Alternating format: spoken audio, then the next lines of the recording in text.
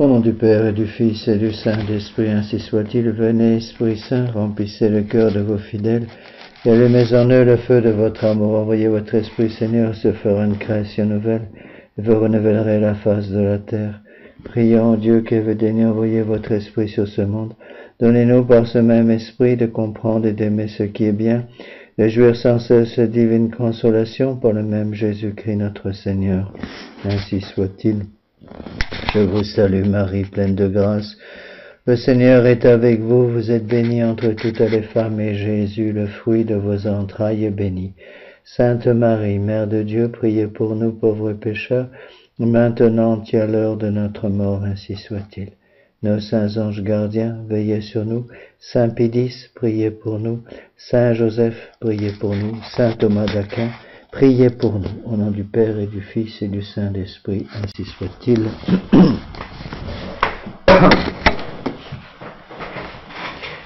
Eh bien, chers frères et bien chers amis, aujourd'hui je vais étudier donc le volume 11e de l'œuvre de Monseigneur Gaume sur la Révolution, volume écrit en 1859, écrit toujours sur le même sujet, donc la Renaissance. Alors, Monseigneur Gaume utilise une façon de travailler un peu différente dans celui-là, après un avant-propos très intéressant que je vais lire presque dans son intégrité. Ensuite, il va analyser toute une série de lettres qu'il envoie à des dames, en général des mères de famille, qui lui écrivent concernant ses premiers volumes. Il va répondre à ces lettres. Donc je prends encore une fois dans ce qu'il dit les choses importantes pour nous. Il donne énormément d'exemples, je n'ai pas le temps de tout couvrir, notamment lorsqu'il va analyser les différents poètes de la Renaissance, de l'Antiquité chrétienne, de l'Antiquité avant le christianisme, l'Antiquité grecque et romaine. Donc je prends ce qui est important pour nous. Commençons par l'avant-propos. Après avoir lu les 2 derniers volumes de la Révolution, un père de famille nous écrit: vous avez montré jusqu'à l'évidence l'envahissement général de l'Antiquité païenne dans les 16e, 17e et 18e siècles. C'est à tel point que, pour formuler en axiome l'effrayante histoire que vous avez mise sous les yeux de l'Europe, on peut dire: pendant 250 ans, il n'a pas été permis aux chrétiens comme il faut de naître, de grandir, de se marier, de se loger, de manger, de se divertir, de vivre et de mourir, sans être environné du paganisme gréco-romain. Voilà ce qu'on ne peut nier sans nier la lumière du jour. Cette lettre est très importante parce qu'aujourd'hui c'est exactement la même chose, c'est même pire. Mais, dit cet homme, ce père de famille, j'entends dire autour de moi que nous n'en sommes plus là, qu'on est revenu de ces exagérations, que la République des lettres est dégrisée, qu'ainsi l'étude des auteurs profanes est loin d'être aussi dangereuse aujourd'hui qu'autrefois. Là-dessus, les paresseux et les optimistes qui ne demandent pas mieux se rendorment sur l'oreiller de la routine, et les uns comme les autres se croient dûment autorisés à patronner ou à continuer le système d'enseignement qui nous a perdus.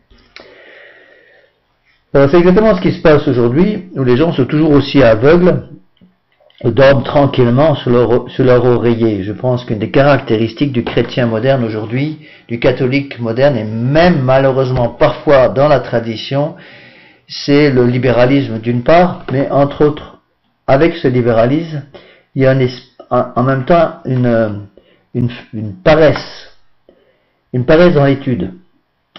N'oubliez pas que pour arriver à tenir le coup dans le monde moderne, je vous l'ai dit plusieurs fois, il faut le spirituel et l'intellectuel, il faut les deux. Il faut bien sûr la prière, la pénitence, les sacrements, mais il faut également l'étude pour pouvoir contrecarrer le poids considérable du poison intellectuel qui est versé dans nos intelligences constamment, surtout aujourd'hui en 2020, par les jeux vidéo, par Internet, par les chaînes de télévision, par les DVD, etc. Voilà donc le commentaire de cette lettre de Monseigneur Gaume. Il dit: une pareille objection est tellement étrange qu'on peut affirmer que ceux mêmes qui la font n'y croient pas, mais c'est un bandeau que le parti pris se met sur les yeux pour être en droit de dire qu'il ne voit pas l'évidence. Hein, donc c'est la technique de l'autruche, on se cache la tête dans le sable pour pas voir le danger qui arrive. Alors, le lion peut arriver tranquillement et croquer l'autruche. En effet, dit Monseigneur Gaume, il ne veut pas voir que dans le paganisme il y a deux choses, le fond et la forme, l'esprit et la lettre. Pendant les 3 derniers siècles, l'Europe s'est passionnée plus encore pour la forme que pour le fond. Nous avons cité 1000 preuves irrécusables de cet enthousiasme fanatique. Qu'aujourd'hui, la forme païenne, le cachet mythologique soit passé de mode dans certaines œuvres d'art, qu'il ne soit plus de bon goût de faire intervenir Apollon, Minerve et les muses dans la poésie, ou comme on le faisait autrefois, de citer à tout propos les exemples et les maximes des capitaines de Rome ou des sages de la Grèce, dans les harangues et même dans les sermons, en un mot, que la République des lettres soit un peu déguisée, nous l'admettons jusqu'à un certain point. Ce qu'il dit est parfaitement exact. Beaucoup de gens nous disent aujourd'hui, même M. l'abbé, ce que dit Monseigneur Gaume n'est plus valable du tout, parce qu'aujourd'hui le latin n'a plus aucune importance, pour beaucoup, les gens ne parlent plus latin, donc ça ne sert plus à grand chose. Et il faut se rappeler que le fond est toujours le même. Le fond, c'est le paganisme. Et le paganisme de l'Antiquité chrétienne, repris à la Renaissance, diffusé après par le protestantisme, par la franc-maçonnerie, est toujours là, et même plus que jamais là. Puisque à l'époque où Monseigneur Gaume écrit, nous sommes en 1859, rappelez-vous, à l'époque il y avait encore un vrai pape, et il y avait, si mes souvenirs sont exacts, c'est l'époque de Pie IX déjà, et Pie IX est un des meilleurs papes de l'Église catholique. Bon, il y avait encore la messe qui était célébrée partout, les prêtres étaient encore en soutane, ce qui n'est plus le cas. Donc aujourd'hui, si vous voulez, les garde-fous qui existaient encore un peu du temps où Monseigneur Gaume écrivait, n'existent plus aujourd'hui.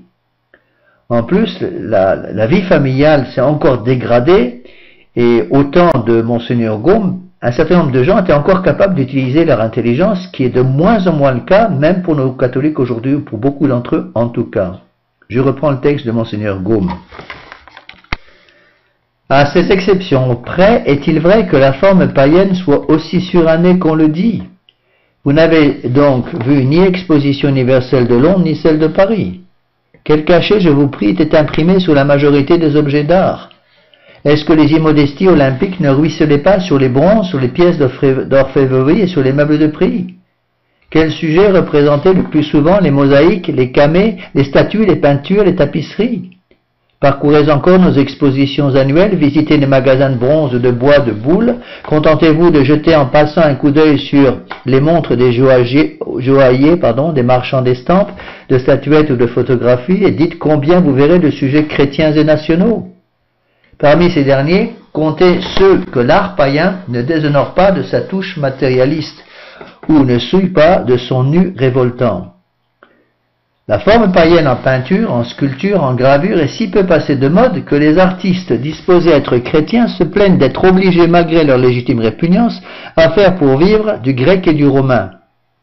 Dans le fait, quelles sont les œuvres d'art qui attirent la foule, qui sont chantées par les journaux, qui vont décorer les opulentes demeures en France et à l'étranger? Si vous pénétrez plus avant, quelle forme trouvez-vous dans les modes, dans les danses, dans l'ornementation des boudoirs, des salons, des appartements au goût du jour? En effet, plus on avance dans le temps, plus l'esprit est corrompu.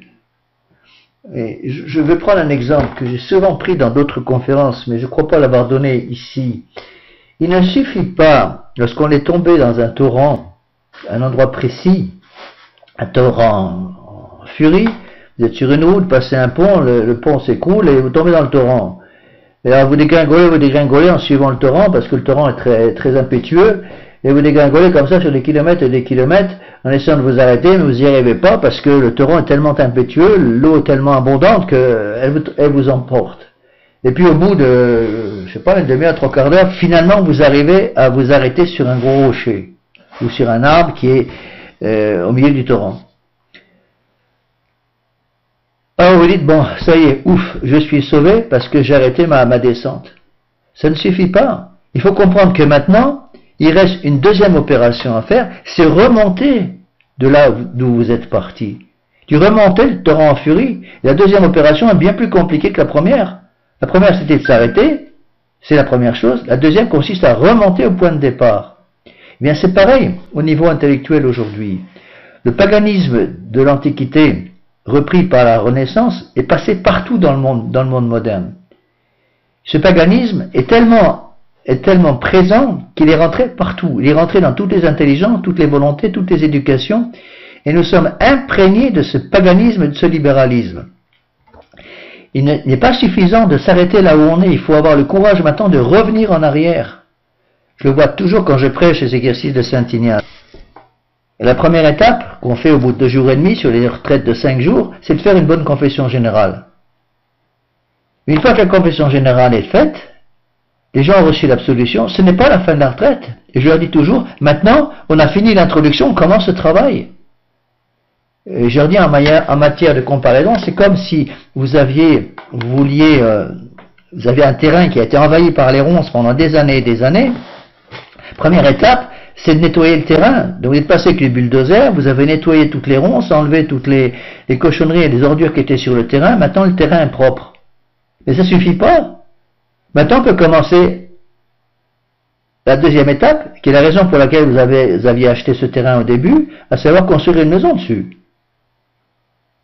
Et donc il ne faut pas s'arrêter simplement après avoir nettoyé le terrain. Et lorsque les gens ont fait une bonne confession générale, cela ne suffit pas pour remonter la pente. Il faut maintenant voir dans la vie de tous les jours ce qu'il faut changer pour remettre d'abord une bonne vie spirituelle dans l'âme de cette personne, et ensuite pour changer pratiquement ce qu'il faut changer afin de ne pas retomber dans les mêmes erreurs, parce que les mêmes causes provoqueront toujours les mêmes effets. Donc si j'ai fait une bonne confession générale, mais je continue de jouer à des jeux vidéo à longueur de journée, de regarder la télévision ou des choses comme ça à longueur de journée, je vais vite revenir au niveau où j'étais avant la retraite.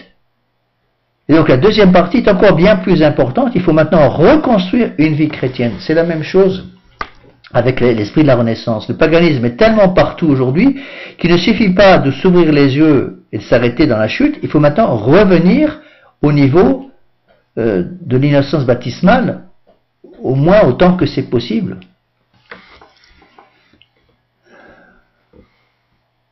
Alors continuons le texte de Monseigneur Gaume. Je vais vous lire presque l'intégralité de cet avant-propos parce qu'il est très important. Si la forme artistique et littéraire du paganisme tend à s'effacer, dit Monseigneur Gaume, en est-il de même de l'esprit du paganisme? Si le paganisme est rationalisme en philosophie, naturalisme en religion, césarisme en politique, sensualisme en littérature, en art, en mœurs publiques, ne sommes-nous pas, quant à l'esprit, autant et plus que jamais, grecs et romains, fils légitimes de la Renaissance et de l'éducation du collège? Écoutez ce qui se dit, voyez ce qui se passe, considérez de sang-froid les tendances générales de l'Europe et dites si, au lieu de s'affaiblir, l'esprit païen, cet esprit d'orgueil et de sensualisme, ne prend pas chaque jour de nouvelles forces. Pour l'étudier seulement sur un point, n'est-ce pas lui qui est l'âme de ce qu'on appelle la littérature? N'est-ce pas lui qui assure le succès des tragédies, des comédies, des vaudevilles, des mélodrames, des livres, des chansons, des romances et des feuilletons à la mode? Et comment s'y prend-il? Comme il s'y prenait chez les peuples païens à l'époque de leur décadence. L'attrait de la littérature et surtout du théâtre actuel, écrit un auteur de nos jours, attrait irrésistible dans son abominable simplicité, consiste expressément en ceci qu'on y fait tomber tous les voiles du vice et qu'on l'y expose avec ses nuits les plus impudiques. Le vice, m'entendez-vous, surtout le vice sensuel, peut servir de pendant aux statuettes païennes nues des marchands de plâtre, aux baigneuses nues des marchands d'estampes, aux danseuses pires que nues des ballets de l'opéra. C'est ça le problème. C'est qu'à force de vivre dans une poubelle, comme je l'ai dit souvent, on finit par se sentir mauvais. À force de s'être habitué à se laisser aller sur le plan sensuel, sur le plan intellectuel, sur le plan spirituel, eh bien on finit par avoir une espèce de cuirasse qui nous empêche d'avoir cette sensibilité qu'a une âme innocente. Une âme innocente sera très sensible à une peau très sensible sera, prenons un exemple, une peau très sensible va réagir, si vous voulez, à la moindre piqûre. Mais lorsque la peau a été endurcie par le temps, par les injures du temps, eh bien on va plus sentir les mêmes petites piqûres. C'est la même chose pour un baptisé, surtout un baptisé adulte. Au début de son baptême, pour un baptisé bébé, c'est la même chose. Au début du baptême, Lorsque l'âge de raison arrive, cet enfant, surtout s'il est dans un milieu catholique, va faire très attention de ne pas laisser corrompre son âme. Il va donc faire attention à toutes petites choses, tout petits détails. Et puis petit à petit, à force de vivre dans une atmosphère de plus en plus paganisée, il va finir par ne plus voir les difficultés et accepter de plus en plus de choses qu'il n'aurait jamais acceptées au début. Je vois très souvent dans les familles où les mamans ne se rendent plus compte de certaines difficultés et de certaines portes qu'elles ont rendues grandes ouvertes parce qu'elles ne voient pas les conséquences de ce qu'elles font. Je vous ai déjà donné, je crois, l'exemple, à mon avis, très important qu'on voit dans beaucoup trop de familles catholiques, l'exemple des poupées Barbie pour les petites filles. Quand je peux faire une réflexion, dans la mesure où j'ai devant moi une mère de famille ou un père de famille qui accepte d'utiliser sa foi et son intelligence, et qui me demande ce que j'en pense, je leur dis, mais vous êtes en train de jouer avec le feu, là. Il ne faut pas laisser vos petites filles de 6-7 ans, ou même de 10-15 ans, jouer avec des poupées Barbie, ou de 10-12 ans, jouer avec des poupées Barbie. Parce que la poupée Barbie, c'est un symbole. Monsieur l'abbé, vous exagérez, vous voyez le mal partout, c'est pas si dangereux que ça. Pour elle, c'est simplement une poupée. Mais c'est une poupée symbolique. La poupée Barbie, c'est quoi? La poupée Barbie, c'est le symbole de la femme libérée. C'est le symbole de la femme libérée de toute forme d'autorité, l'autorité divine bien entendu, mais aussi l'autorité de son mari. C'est pour ça que les poupées Barbie sont se retrouvent partout dans le monde entier. J'étais missionnaire dans je ne sais pas combien de pays, partout j'ai rencontré cette horreur. Vous voyez, c'est le culte du corps. Le culte du corps libéré de toute règle. Donc je fais ce que je veux. Alors vous n'étonnez pas, si vous laissez votre petite de 5-6 ans jouer avec une poupée Barbie, ne vous étonnez pas qu'elle soit dès l'âge de 12-13 ans, qu'elle demande à être tout le temps enfourrée en jean moulant, parce que c'est la conséquence de cela. Une petite fille qui a appris à adorer son corps avec la poupée Barbie, va adorer son corps dans sa vie de tous les jours, dès qu'elle aura atteint un âge où elle commence à être formée. Archimède disait, reprend Monseigneur Gaume, « Donnez-moi un point d'appui et je soulèverai le monde. » Satan disait dans l'Antiquité païenne, et il redit aujourd'hui, « Je suis plus fort qu'Archimède. Donnez-moi seulement le nu et je donnerai le monde. » Et le nu en tout genre, la Renaissance le lui a donné. Le christianisme ne rendit pas à l'homme sa primitive innocence, il y supplia par un vêtement d'une grâce ineffable. La pudeur, la chasteté, la modestie, la retenue. Il habilla l'homme physique et moral. La littérature actuelle le déshabille. Alors, comment ça se passe? C'est ça qu'il faut bien comprendre. C'est que, je vous donne un exemple tout simple. Si vous avez une robe, une jeune fille qui a une robe de 10 cm au-dessus du genou, et qui se retrouve dans la rue, autour de jeunes filles, qui ont des robes qui sont 30 cm au-dessus du genou, va se rassurer en se disant, finalement, ma robe n'est pas si courte que ça, puisque regardez par rapport aux autres, les filles dans la rue, les jeunes filles dans la rue, elles ont une robe qui est 30 cm au-dessus des genoux. Moi, ma robe n'est que 10 cm au-dessus du genou, donc c'est pas si mal que ça. Je suis quand même meilleur qu'elle. Et elle finit par ne plus réaliser du tout, une robe 10 cm au-dessus du genou, c'est déjà une robe trop courte. Et pour protéger votre féminité, pour protéger votre dignité de femme, la jeune fille doit absolument, pour protéger sa dignité de femme, la jeune fille doit absolument comprendre qu'elle doit s'habiller avec décence, et en même temps avec grâce et subtilité. Le problème, c'est qu'encore une fois, on est tellement entouré d'horreur, qu'on finit par boire l'iniquité comme l'eau. Et malheur à la personne pour laquelle l'impur est devenu quelque chose d'inévitable, quelque chose que tout le monde fait. Donc puisque tout le monde le fait, c'est pas si mal que ça. Puisque tout le monde est habillé plus ou moins comme une prostituée dans la rue, pour les femmes au moins, eh bien, mon habillement n'est pas si mauvais que ça par rapport à elle. Votre habillement n'est déjà plus le signe d'une catholique. De même que le prêtre en soutane doit porter sa foi par sa soutane, de la même façon, une femme catholique doit porter sa foi catholique par la façon de s'habiller. Et si elle est habillée avec une robe qui fait 10 cm au-dessus du genou, c'est déjà beaucoup trop court, et elle participe à l'immoralité du monde moderne.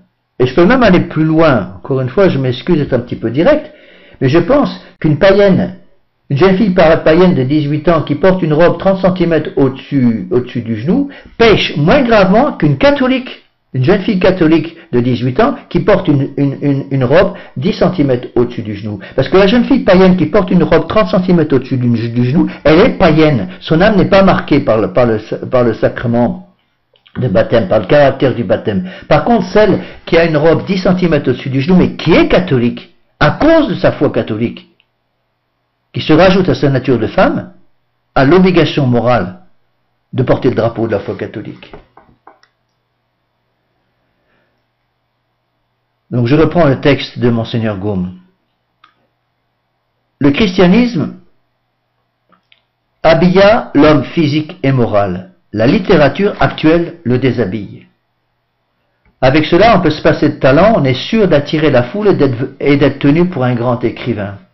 Aussi, je soutiens, dit Monseigneur Gaume, que si Virgile, Homère, Ovide et tous les poètes de l'Antiquité classique s'étaient contentés de chanter chastement la chasteté, si Cicéron et Démosthène, au lieu des harangues démocratiques et passionnées, avaient fait des homélies pieuses, ils auraient 50 fois moins de génie qu'on ne leur prête. Il est vrai, donc, si la forme païenne s'efface, l'esprit païen nous reste et il nous tue. Car cet esprit dépouillé de sa forme classique est d'autant plus dangereux qu'il est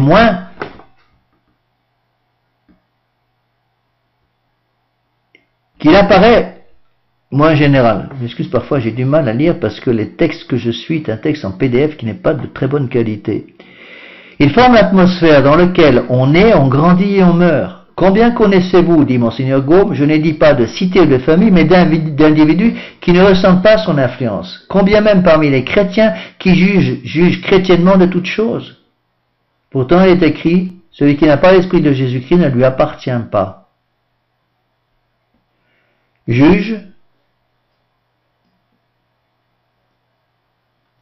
reprends. Donc, or, cet esprit païen qui en philosophie, en politique, en religion, en littérature, continue de produire avec un redoublement d'énergie des générations de naturalistes, de blasphémateurs, de régicides, de matérialistes, d'indifférents, de jeunes gens ingouvernables, où en est le foyer?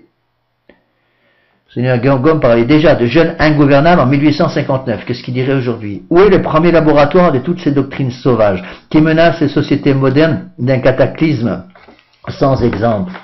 À quelle école la jeunesse lettrée apprend-elle qu'on peut être un grand homme, avoir de grandes vertus, réaliser la plus grande civilisation, élever les peuples au plus haut degré de prospérité et de gloire sans le christianisme? N'est-ce pas avant tout dans les maisons d'éducation, au milieu des hommes et des peuples païens, sans cesse offerts à son admiration?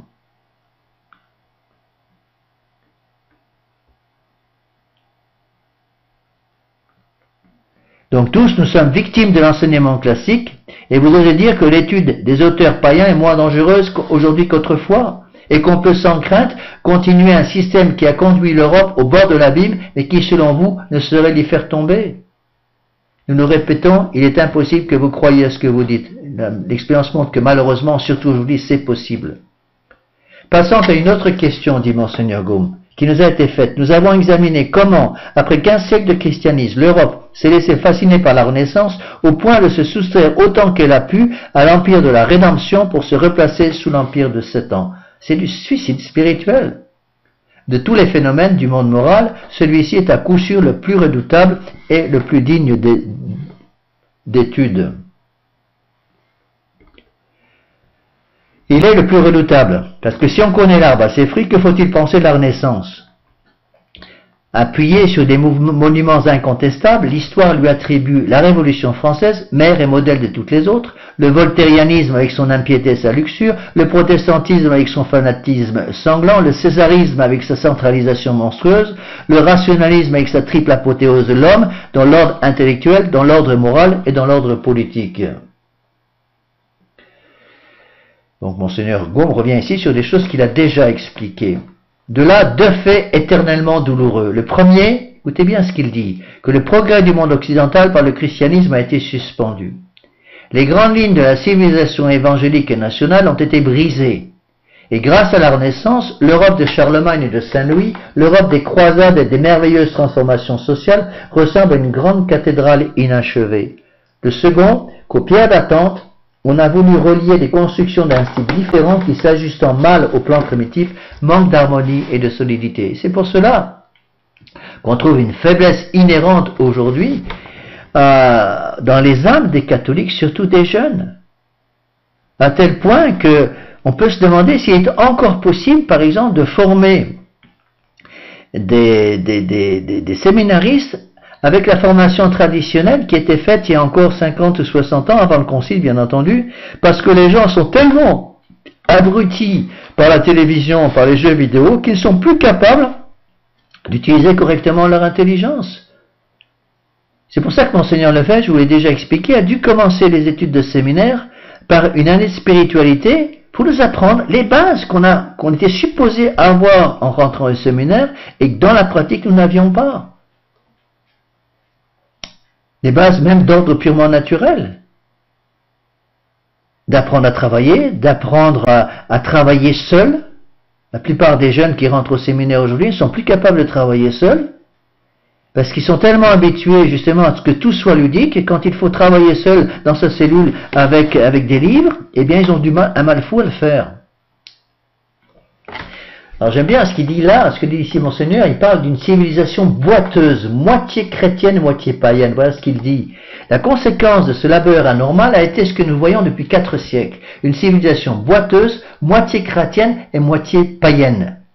Et par cela même corrompue et corruptrice, qui étiole les nations, les égare, les rend indignes de leur baptême, et qui, les faisant constamment osciller entre Jésus-Christ et Bélial, les condamne dans le présent à marcher de révolution en révolution, et pour l'avenir accumule sur leur tête des calamités dont la somme effrayante échappe à tous les calculs.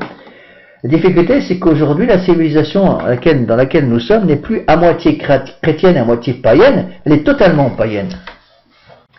Donc tels sont les fruits de la Renaissance. Qu'est-elle donc en elle-même et comment la définir? La Renaissance n'est pas autre chose qu'une éclatante... Écoutez cette phrase qui est très importante. La Renaissance n'est pas autre chose qu'une éclatante revanche du paganisme gréco-romain sur le christianisme. C'est le mariage adultère de deux civilisations, deux religions contraires. C'est la résurrection de la chair, une nouvelle édition du paganisme raffiné et illustré. C'est la mère de tout ce que nous voyons. L'ordure a été parfumée avec un parfum, un nectar très, très précieux. Alors à cause du parfum, à cause du fait que cette crotte de bique a été recouverte de crème au chocolat, comme disait le père, comme disait le dominicain dans le père Calmel, c'est ça. Donc, on a recouvert de peinture dorée, si vous voulez, l'ordure, et du coup, comme ça sent bon, comme c'est recouvert de crème au chocolat ou de peinture dorée, on a l'impression que c'est pas si mauvais. Et en fait, ce qu'il faut comprendre, et ça, nos fidèles ont beaucoup de mal à le comprendre, c'est que vous avez, je m'excuse de l'exemple un peu trivial, mais ça aide à comprendre, vous avez deux crottes de bique. Une qui est telle quelle, que la nature l'a fait, et l'autre qui est recouverte de crème au chocolat ou de peinture dorée. Laquelle des deux est la plus dangereuse? Ben c'est la deuxième, parce que la première, tout le monde voit que c'est une crotte de bique, et les gens font attention de l'éviter. La deuxième, comme elle est couverte de crème au chocolat, qu'elle sent bon le parfum, et qu'elle est peinte avec une belle, jolie peinture dorée, voire même dorée à la feuille, on voit plus le danger, on ne comprend plus qu'à l'intérieur de cette chose, de cette coque qui apparaît belle, l'amande, est toujours complètement pourri. Donc, ce paganisme raffiné et illustré est la mère de tout ce que nous voyons aujourd'hui. Donc la Renaissance n'est donc pas, comme l'ont prétendu certains catholiques, un magnifique mouvement, mais un déplorable retour de l'Europe chrétienne vers le paganisme. Les protestants, les révolutionnaires et les voltairiens connaissent leur généalogie. Tous se proclament fils de Renaissance et déclarent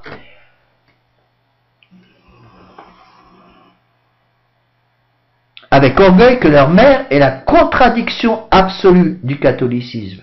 Ils écrivent aujourd'hui même accepter le droit public, l'art, l'industrie, la science, tels qu'ils sont sortis des flancs de la Renaissance, de la Réforme et de la Révolution, ce serait pour l'Église abdiquer, ce serait abjurer sa croyance. Mais est-ce qu'on a réalisé, par exemple, que l'Église de Vatican II, ou l'enseignement de Bergoglio aujourd'hui, est la contradiction absolue du catholicisme? Ça, c'est un problème. Parce que beaucoup de gens vont comprendre que tout de même, les modes modernes, la nudité partout dans les rues aujourd'hui, c'est vraiment la contradiction absolue du catholicisme. Mais ils ne voient pas que l'enseignement des principes démocratiques, la démocratisation de l'Église catholique qui a eu lieu, qui a été faite par l'intermédiaire du Concile Vatican II, 62-65 et toutes les conséquences qui ont suivi, ils ne comprennent pas que ça, c'est encore plus dangereux. Parce que justement, c'est une contradiction absolue avec le catholicisme. Quand j'ai parfois, ça arrive de temps en temps, des gens qui viennent faire des exercices de Saint-Ignace, qui viennent les suivre avec moi, qui sont habitués à la nouvelle messe, une des premières choses que je vais être obligé de leur dire après les confessions, c'est-à-dire, à partir du moment où vous voulez maintenant conserver tout ce que vous avez appris pendant la retraite, il va falloir arrêter d'aller à la nouvelle messe.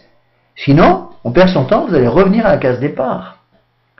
Donc, sauf erreur, dit Monseigneur Gaume, tout cela signifie dans le langage catholique que la Renaissance pourrait bien être le commencement du retour divinement prédit du prince de ce monde au sein des nations chrétiennes, traînant à sa suite de nombreux cortèges d'impiété, de blasphème, d'art, de théâtre, de mode, de danse, de livres, de mœurs et d'usages corrupteurs, d'oracles même et de prestiges dont il était accompagné dans l'Antiquité païenne et qui caractérisent encore son empire au sein des nations idolâtres. S'il n'est pas de phénomène plus redoutable que celui-là, il n'en est pas qui soit plus digne d'étude. Donc comment Satan a-t-il obtenu cet insolent triomphe? En séduisant l'Europe. Et comment l'a-t-il séduite? De la même manière qu'il séduisit les pères du genre humain, Adam et Ève. On sait qu'il les attaqua tout à la fois dans leur raison, dans leur sens. Rappelez-vous les quatre promesses, vous deviendrez comme des dieux, vous ne mourrez pas, et parce que vous êtes devenus comme des dieux, vos yeux s'ouvriront et vous déciderez ce qui est bien, ce qui est mal. Donc, vous serez d'abord comme des dieux, voilà la tentation de la raison, l'orgueil, il est ébloui par la beauté et la bonté apparente du fruit défendu, le fruit semblait bon aux yeux d'Ève, voilà la tentation des sens et la volonté. La volupté. Au même piège, il a pris l'Europe moderne. Donc le démon va travailler avec deux choses, l'intelligence, l'orgueil, et les sens, le sensualisme et la volupté, le cœur. À ses œufs, la Renaissance fait miroiter l'indépendance de la raison dont jouissait le monde avant d'être soumis au joug de la foi chrétienne et à la beauté de la forme littéraire, artistique, sociale et politique que l'homme émancipé avait su imprimer à toutes ses œuvres. En preuve, dit Monseigneur Gaume, elle n'a cessé de donner les républiques de Rome et de la Grèce, produits exclusifs du génie de l'homme, comme les plus brillantes créations connues dans l'histoire. Comme la patrie exclusive des grands peuples, des grandes choses, des grandes vertus, des grands capitaines, des grands poètes, des grands orateurs, des grands historiens, des grands artistes, des grands philosophes et des grands politiques. Grâce à son éducation, l'Europe l'a cru, elle a fait ce que nous savons, elle est devenue ce que nous voyons. Donc il ne suffit pas de revenir, comme on entend beaucoup trop souvent, aux prêtres des années 60, il faut revenir aux prêtres du temps de Saint-Louis. Il faut revenir à une société entièrement centrée sur notre Seigneur Jésus-Christ. Il ne faut pas revenir à une société centrée à la fois sur notre Seigneur Jésus-Christ et sur le monde moderne, parce qu'on perd son temps, puisque notre Seigneur Jésus-Christ n'acceptera pas, encore une fois, de partager sa gloire avec des faux dieux. C'est ici, dit Monseigneur Gaume, le lieu d'examiner les pompeuses affirmations de la Renaissance, d'étudier une bonne fois ces grands peuples et ces grands hommes, de voir ce que nous avons gagné, ce que nous gagnons encore à leur école, et si du moins nous avons appris ce beau grec et ce beau latin, pour l'acquisition desquels il semble que nous ayons été créés et mis au monde. En un mot, le moment est venu pour nous de dissiper le charme fascinateur qui a séduit l'Europe et de montrer à nu cette antiquité païenne pour laquelle, malheureux que nous sommes, nous avons abandonné les eaux vives et les richesses incomparables du christianisme. Or, personne, dit Monseigneur Gaume, n'est plus immédiatement intéressé à savoir à quoi s'en tenir sur ce point capital que les pères et les mères de famille. Pourquoi? Parce que la famille est la cellule de base de la société. Il démon parfaitement compris ça. Donc, pour que cette cellule de base s'écroule, il faut enlever la colonne vertébrale qui soutient la famille. La colonne vertébrale qui soutient la famille, c'est le père, puisqu'il est l'autorité. Mais le père a un soutien. Et ce soutien, c'est son épouse. Alors, pour détruire le père, il faut détruire la femme, puisqu'on ne peut pas la détruire. Rappelez-vous les textes maçonniques que j'ai déjà cités. Pour détruire la femme, puisqu'on ne peut pas la supprimer, il faudrait la supprimer, mais on ne peut pas le faire. Or, pour atteindre la famille, il faut supprimer la femme. Donc, puisqu'on ne peut pas la supprimer, on va la corrompre. Une fois corrompu, l'homme, le père famille, n'aura plus le soutien de son épouse, il n'y aura plus de cœur dans la famille, l'intelligence va s'étioler, va se dessécher complètement et tout va s'écrouler. Rien n'étant plus cher à des parents chrétiens que leurs enfants, dit Monseigneur Gaume, rien ne leur importe plus que de connaître les hommes qu'on leur donne pour mettre dans les maisons d'éducation les doctrines qu'on leur enseigne, le milieu dans lequel on les fait vivre pendant les années décisives de la vie. Par conséquent, l'avenir qu'on leur prépare à eux, à la famille et à la société. Ah, le jour où les pères et surtout les mères chrétiennes seront édifiés sur tout cela, le jour où elles connaîtront autrement que par oui dire la question de la réforme des études, où elles comprendront que c'est pour elles avant tout que nous nous sommes dévoués à la lutte. Ce jour-là, le triomphe de notre grande et sainte cause, qui est aussi la leur, sera assuré. Voilà pourquoi, épouses et mères chrétiennes, vous qui fûtes les premières aux catacombes et qui restez les dernières au pied des autels, modifiant la forme de notre ouvrage, nous nous adressons aujourd'hui directement à vous. En présence du berceau de la tombe de vos fils, lisez, nous vous en conjurons, ces lettres écrites naguère à une seule mère et qu'aujourd'hui nous envoyons à toutes. Donc il va commencer une série de lettres dont je vous ai parlé déjà. Vous allez me dire, même ce l'abbé, pourquoi part-il simplement aux femmes, aux mères et pas aussi aux pères? Ben, la raison est toute simple, c'est qu'au pied de la croix, il n'y a pas beaucoup de femmes, il n'y a pas beaucoup d'hommes, pardon, il y a des femmes. La Sainte Vierge est là, la Sainte Vierge Marie est là, les saintes femmes sont là, et les hommes, ils sont pas là. Il y a Saint Jean qui est là, parce que la Sainte Vierge Marie l'a pris par la main pour être sûr qu'il y ait au moins un apôtre qui soit là. Mais les femmes sont là. Les hommes brillent par leur absence. Il est dit dans l'Évangile, au moment du jeudi saint au soir, au jardin de Gethsémani, alors tous s'enfuirent. De qui il parle là? De qui parle l'auteur sacré? L'auteur sacré parle des apôtres. Tous les apôtres s'enfuirent. Les femmes sont restées. Elles étaient au pied de la croix. Alors, nous avons terminé cette introduction qui était très importante. Je vais maintenant aller beaucoup plus vite pour avancer dans le texte de Monseigneur Gaume en reprenant simplement les choses qui nous intéressent. Je n'ai pas le temps de tout couvrir. Donc, Monseigneur Gaume va donc expliquer qu'il faut être, à cette mère de famille à qui il écrit, on peut être cruellement trompé, dit-il, sur le compte des personnes qu'on met auprès des enfants.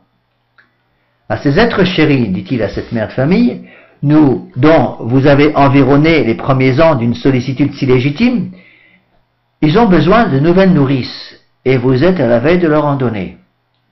J'entends par là les maîtres et les livres, dont les exemples et les doctrines sont à la vie de l'âme ce que le lait des mères ou des nourrices est à la vie du corps. Cette mère vient de dire à Monseigneur Gaume, de lui écrire qu'elle envisage une nourrice pour son enfant. Bon. L'éducation fait l'homme, dit Monseigneur Gaume, et surtout l'éducation publique qui embrasse toute la période de l'adolescence. Je ne veux, dites-vous avec raison, ni qu'on détruise ce que j'ai édifié, ni qu'on me change mes enfants en nourrices, ni qu'on les abreuve d'un lait vicié, ni qu'on leur donne pour précepteurs des hommes mal famés. Très bien. Ces nourriciers ou ces maîtres sont de deux sortes, dit Monseigneur Gaume. Les professeurs en soutane, les prêtres ou en toge, les maîtres dans les universités, dans les écoles. Et les auteurs dont les ouvrages doivent être pendant 8 ans la nourriture habituelle de vos fils, hélas. L'éloge de ces maîtres, ou pour continuer votre comparaison de ces futurs nourriciers de vos enfants, a été prononcé depuis 4 siècles, plus souvent que celui des prophètes et des apôtres, c'est-à-dire des milliers de fois par des hommes respectables. Parce que pendant 8 ans de leur étude secondaire, les enfants vont entendre parler à longueur de journée des auteurs païens, et pratiquement pas, ou très très peu, des grands auteurs chrétiens et d'Écriture sainte. Donc Monseigneur Gaume explique dans une autre lettre, jusqu'ici, il s'adresse donc à une femme, je pense la même, jusqu'ici vos enfants, placés sous vos ailes au sein du foyer domestique, ont vécu dans un monde chrétien et français. Les enseignements qu'ils ont reçus sur vos genoux, l'histoire sainte dans laquelle vous leur avez appris à lire, le catéchisme qu'ils ont étudié, la vie des saints et des martyrs à laquelle vous n'avez pas voulu qu'ils fussent étrangers, les conversations même dans lesquelles ils ont souvent entendu nommer le pape et les évêques qui gouvernaient l'Église, les princes qui sont à la tête de leur pays, tout a contribué à développer en eux leur double qualité de chrétiens de français, de l'Antiquité païenne, de la mythologie des Grecs et des Romains, peu au point de nouvelle. Je ne sais pas qu'ils parlaient en 1859. Mais en franchissant le seuil de leur collège ou de leur petit séminaire, vos fils entreront dans un monde nouveau. Ce monde nouveau est ce qu'on appelle depuis la Renaissance la belle Antiquité. Il se compose essentiellement de 3 républiques, Rome, Athènes et Sparte. Ces républiques seront pendant 8 années consécutives le séjour de vos enfants, que ça vous plaise ou non, c'est comme ça, malheureusement. Là, il ne sera question que par accident du christianisme de l'Église et de la France. Même dans les écoles catholiques, et même, dit-il, dans les petits séminaires, parce que les professeurs de séminaires, de petits séminaires qui étaient tous des prêtres, étaient tellement imprégnés de ce paganisme qu'ils vont le faire passer dans l'enseignement qu'ils diffusent.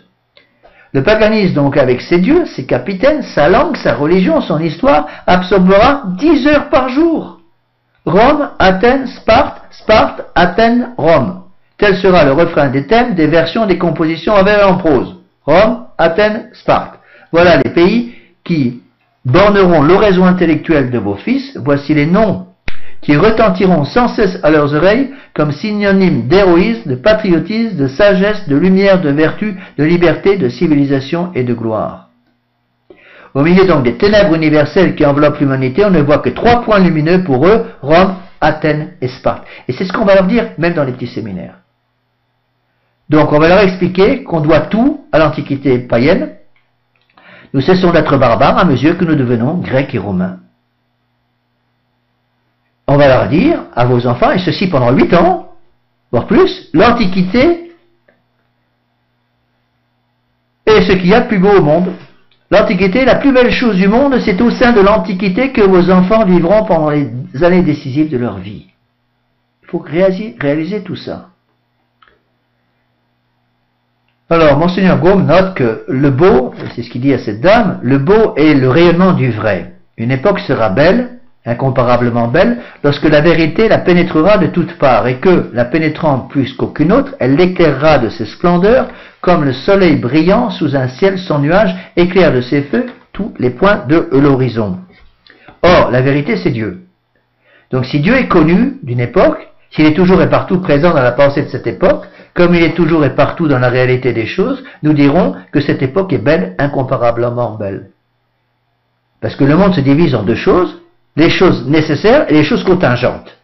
Qu'est-ce que c'est qu'une chose contingente? Une chose contingente, c'est une chose qui n'est pas nécessaire. Une seule chose est nécessaire, Dieu. Tout le reste, c'est contingent. Donc l'unique occupation vraiment importante de ma vie, c'est laquelle? Sauver mon âme. Rappelez-vous la première phrase des exercices Saint-Ignace qui ouvre la porte des exercices. L'homme a été créé pour louer, honorer, servir Dieu et sauver son âme. Et toutes les créatures qui sont autour de lui doivent être utilisées par l'homme, autant que, pas plus que, dit Saint-Ignace. Autant que ces créatures autour de nous nous aident à aller vers le bon Dieu, on peut les utiliser. Et si ces créatures sont pour moi un obstacle, m'empêchent d'atteindre la fin pour laquelle j'ai été créé, je dois couper. Parce qu'il vaut mieux pour moi rentrer au ciel avec un seul bras, une seule main, un seul pied ou un seul œil, plutôt que de tomber en enfer avec 2 yeux, 2 bras ou 2 mains.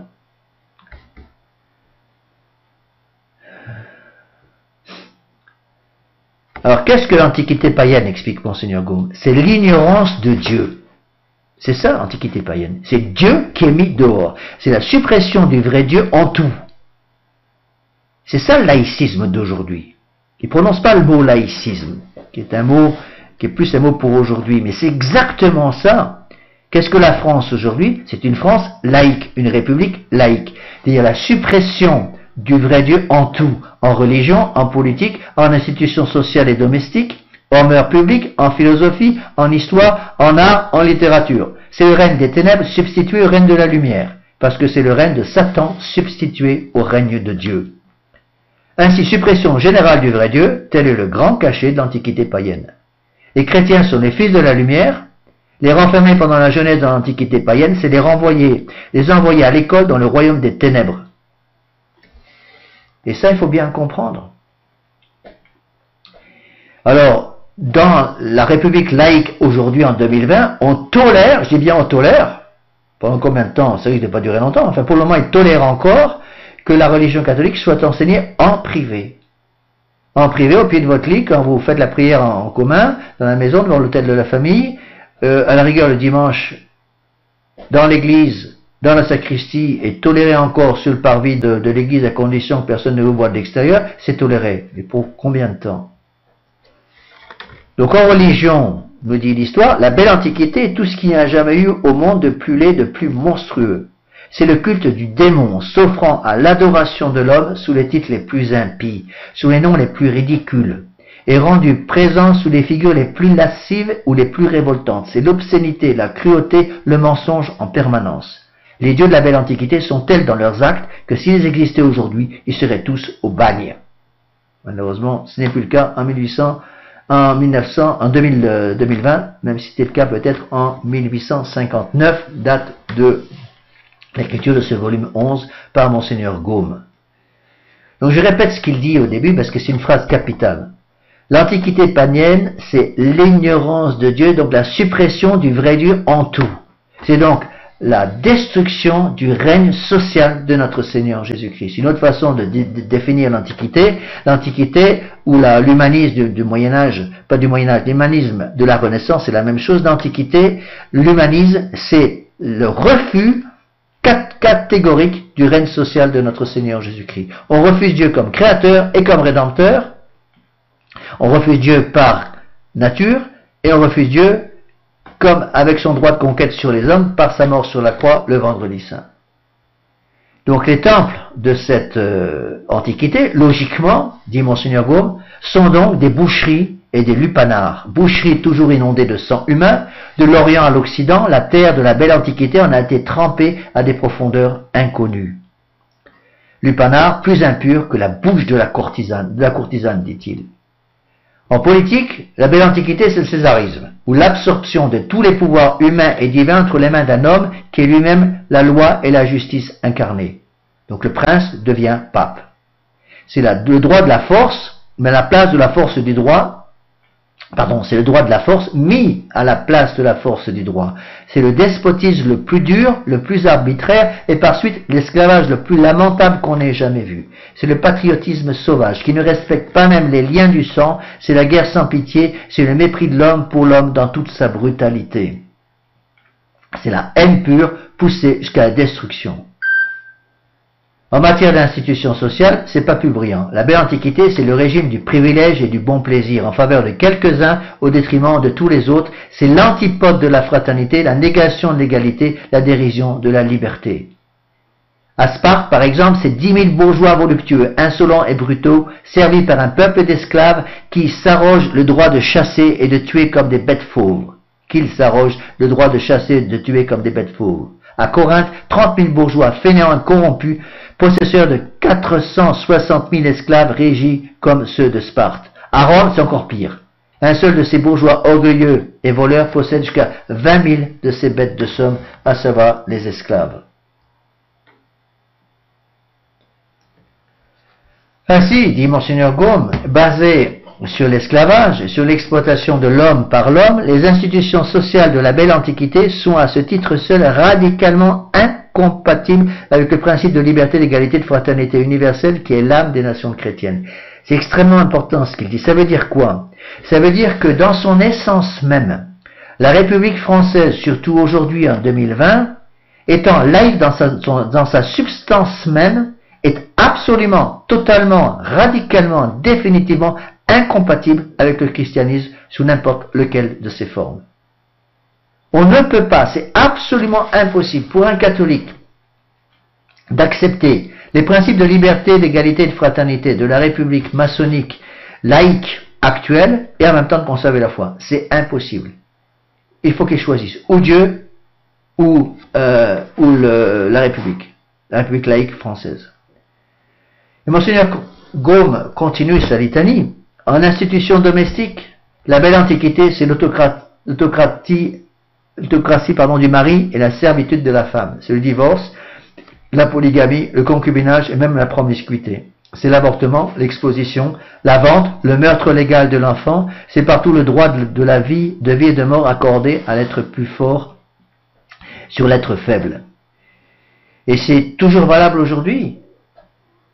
C'est pour ça que, humainement parlant, la situation est pratiquement irréversible. Je dis bien humainement parlant. Je viens de vous expliquer que la famille doit être la cellule de base de la société. Or, la famille a été détruite dans la République moderne en France de 2020. Donc, supposez que vous vouliez sauver la famille, qu'est-ce qu'il faudrait faire? Il faudrait à la fois supprimer le divorce, supprimer la contraception chimique, il faudrait supprimer la pornographie, il faudrait supprimer complètement le droit des LGBT, il faudrait supprimer les immodesties partout, dans les rues et dans les places publiques, et partout dans les magasins, et partout dans les affiches, etc. Et quand j'explique ça aux gens, on me dirait, monsieur l'abbé, c'est impossible. Humainement parlant, oui, c'est impossible, malheureusement. Mais il y a un bon Dieu, et bon Dieu sert d'instrument. Au XVe siècle, il s'est servi d'une jeune fille qui s'appelait Sainte Jeanne d'Arc. Une petite jeune fille qui ne sait même pas parler français, incapable de reconnaître un A d'un B. Et c'est elle qui a sauvé la France. Donc, la République, ou l'Antiquité païenne, la Renaissance païenne, c'est l'adoration de la chair. Le terme final vers lequel gravite cette République. Et c'est valable encore plus aujourd'hui.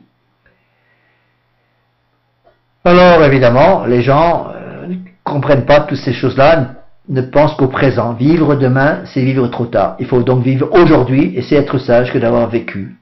Donc, la vie est trop courte, donc on vit au jour le jour. Monseigneur Gaume continue. Au théâtre, avec la Renaissance, c'est la pantomime la plus obscène. C'est la danse des courtisanes nues. C'est le crime honteux, non seulement chanté, mais matériellement commis en présence des spectateurs. Le crime honteux, c'est l'homosexualité. Nous applaudissons à la coutume des Spartiates de montrer à leurs hôtes et aux étrangers leurs filles toutes nues. À Athènes, les jeunes gens ne quittent pas les lupanars. Les vieillards passent le temps à jouer aux dés et à courir les courtisanes. Tout ce peuple si vanté dépense plus d'argent en débauche qu'en administration de la chose publique. Les choses n'ont pas changé, se sont pas améliorées en 2020.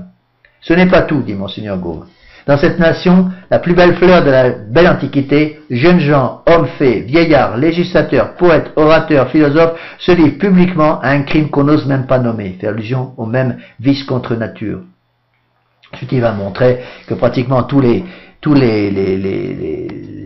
athées de l'Antiquité chrétienne étaient infestés par ce vice. Ce n'est que depuis qu'on a dépouillé les jeunes gens pour les exercices du corps que l'amour des garçons s'est glissé furtivement dans tous les gymnases de l'Antiquité. Tous ces grands hommes de la Grèce, que notre éducation de collège nous donne comme des modèles accomplis de vertu, se souillaient publiquement par les 1000 abominations de l'amour infâme. Il insiste lourdement. Et ensuite, il va donner des tas d'exemples. Socrate, Platon, par exemple. Il est admis qu'on peut sans scrupule se livrer à ce penchant, disait-il. Il en fut de même jusqu'aux reines d'Antonin et de Trajan qui donnèrent sur le trône l'exemple du même crime épouvantable contre nature. Ce crime tellement grave que l'Église catholique ne sait même pas où le placer et le place dans son catéchisme traditionnel dans la catégorie des péchés qui crient vengeance contre le ciel. Alors je précise tout de suite une chose importante, c'est que ce n'est pas la tendance qui est criminelle, c'est l'acte. J'ai eu en retraite plusieurs fois des gens qui me disent, monsieur l'abbé, des hommes qui me disent, monsieur l'abbé, j'ai une chose que je dois vous avouer avec grande honte, je ne suis pas attiré par les femmes, je suis attiré par les hommes. Je ne suis pas attiré par les femmes, je ne suis attiré que par les hommes. Et je suis un homme moi-même. Est-ce que je peux encore sauver mon âme? Réponse, oui. Oui, monsieur, vous pouvez sauver votre âme. Parce qu'avec la grâce du bon Dieu, l'aide de la très Sainte Vierge Marie, l'aide de Saint Joseph, si vous faites pénitence, si vous utilisez le sacrement et vous fuyez comme la peste les occasions de péché, surtout les lieux et les circonstances dans lesquelles vous risquez de rencontrer des gens qui ont le même problème que vous pouvez sauver votre âme. Mais monsieur l'abbé, c'est dans ma nature.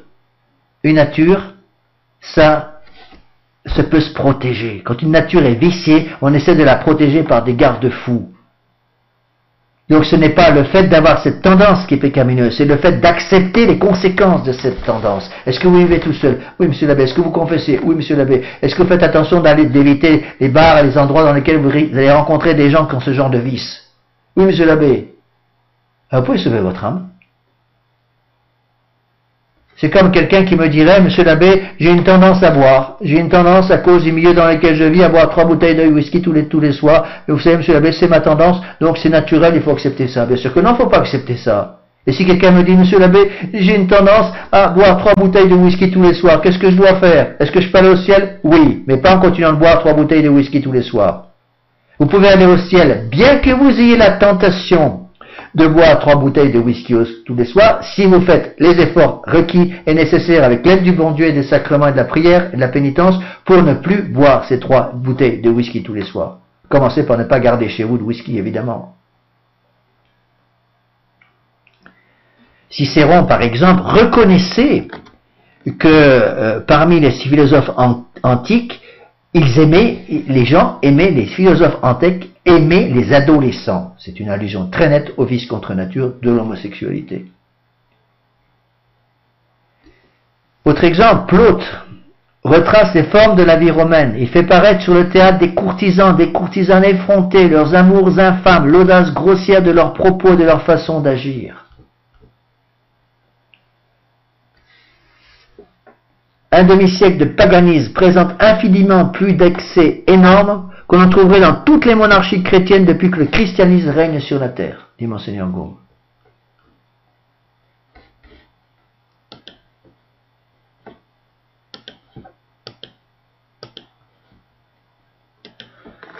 Alors nous continuons avec une autre lettre, je pense toujours à la même personne. Il n'y a pas en France, dit Monseigneur Gaume, une seule mère de famille, chrétienne ou simplement raisonnable, qui ne tremble en pensant que ses fils devront un jour s'éloigner d'elle pour aller terminer leurs études à Paris.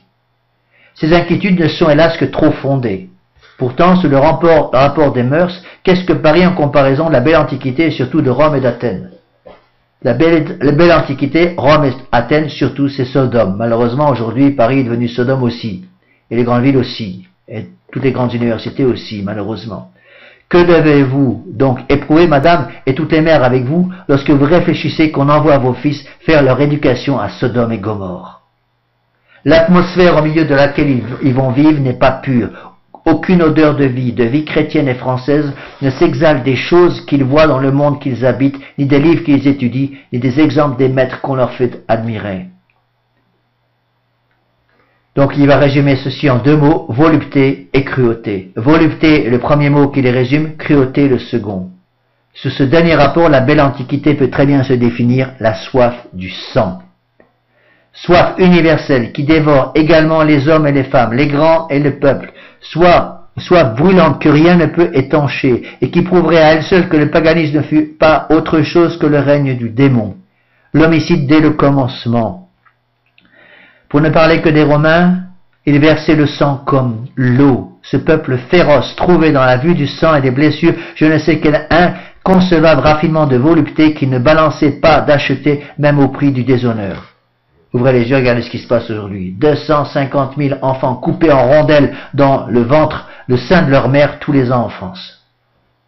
Dans le pays qui est en principe fille aînée de l'Église. Si c'est pas une effusion de sang, c'est quoi ça? En philosophie, la belle Antiquité, c'est le chaos. Le chaos, c'est le doute, le vague, le oui et le non sur toute chose. C'est la négation, la contradiction, la variation, multipliée par la négation, la contradiction, la variation. C'est l'apologie de toutes les erreurs, de tous les vices, parsemés de quelques vérités que la philosophie n'a pas trouvées, de quelques belles maximes de sagesse humaine qui brillent ça et là au milieu d'un tissu de principes subversifs comme des perles dans un fumier et dont nul philosophe, pas même celui qui les débite, ne fait la règle habituelle de sa vie. Ici, il cite saint François de Sales. Les philosophes païens prêchent quelquefois la vertu et ne la pratiquent jamais. C'est la cloche qui sonne et qui ne va pas à l'office. Donc la belle Antiquité, c'est bien l'aïeul de toutes les hérésies et l'officine de toutes les erreurs. Saint Pédis disait, l'égout collecteur de toutes les hérésies. En histoire, Monseigneur continue cette espèce de litanie, la belle Antiquité, c'est par excellence la suppression absolue de Dieu et de son gouvernement dans les choses du monde. L'influence de Dieu dans les choses du monde par son gouvernement, c'est ce qu'on appelle le règne social de notre Seigneur Jésus-Christ. Le monde moderne ne veut plus de ce règne social. On tolère un règne dans l'église, dans la sacristie, dans le tabernacle, mais pas dans la société. Or, le règne est social. Le règne de notre Seigneur Jésus-Christ est social. Il n'est pas simplement Dieu au ciel, il est aussi Dieu ici-bas sur la terre. Tandis que dans l'histoire biblique, Dieu apparaît comme l'agent de tous les événements, le dispensateur unique des biens et des maux, l'histoire classique se passe d'un créateur. Le monde est éternel, se passe d'un révélateur, la science a tout découvert, l'homme s'est fait ce qu'il est, il est son œuvre, il s'appartient. Donc c'est le rejet de toute influence, quelle qu'elle soit, de Dieu sur la société. Pareil pour l'histoire particulière, la belle antiquité, c'est le mensonge, la crédulité, l'esprit de parti mis à la place de la vérité et de la justice. Il a déjà expliqué toutes ces choses-là, mais vous voyez, c'est ça le génie de Monseigneur Gaume, il réexplique ces choses sous une différente lumière, avec des mots différents, pour être sûr que les gens comprennent. Alors, autre lettre, en littérature générale, est-il vrai, se demande Monseigneur Gaume, que l'Antiquité classique est belle et incomparablement belle? Nous venons, madame, d'entendre l'histoire nous dire que la belle Antiquité est une longue débauche de l'humanité déchue, avec Satan, son séducteur et son maître, une époque de larmes et de sang. Donc l'Antiquité chrétienne, l'Antiquité païenne serait bonne s'il n'y avait pas le péché originel. Or, le péché originel est là. La société païenne, dit Monseigneur Gaume, dans sa réponse à cette femme, est la grande Rome, surtout étant ce que nous savons, la grande prostituée de Babylone. Les formes littéraires, si belles qu'on voudra les supposer, ne sont et ne peuvent être en général qu'une gaze brillante jetée sur un cloaque du phare appliqué sur les joues d'une courtisane. Or, l'ordure, pour être parfumée, en est-elle moins de l'ordure? Rappelez-vous la phrase de du Père Calmel, la nouvelle messe est une crotte de bique recouverte de crème en chocolat. Voyez plutôt, dit Monseigneur Gaume. La littérature biblique est un hommage perpétuel, un cantique de reconnaissance au Dieu créateur et monarque de l'univers. Que fait la littérature païenne? Elle a un emploi tout trouvé. Elle glorifie le mal, la guerre, la discorde, le sang versé. Elle inventera de grands mots, gloire, victoire, triomphe, trophée. Elle drapera de pourpre les champs de carnage. Elle exaltera les hommes qui auront le plus largement accompli l'œuvre satanique d'extermination. Elle les appellera héros, conquérants, demi-dieux. Elle encouragera par cette prime brillante tous les bourreaux de la race humaine. Elle colportera un autre agent de destruction plus terrible encore que la violence, la volupté, le sensualisme. Elle présentera, en souriant, l'homicide breuvage dans une coupe d'or aux lèvres de miel. Toujours la même image. Elle sera la grande complice de tous les attentats contre Dieu et contre l'humanité, la sirène corruptrice que le prince de ce monde, Satan, ornera avec bonheur de toutes les séductions.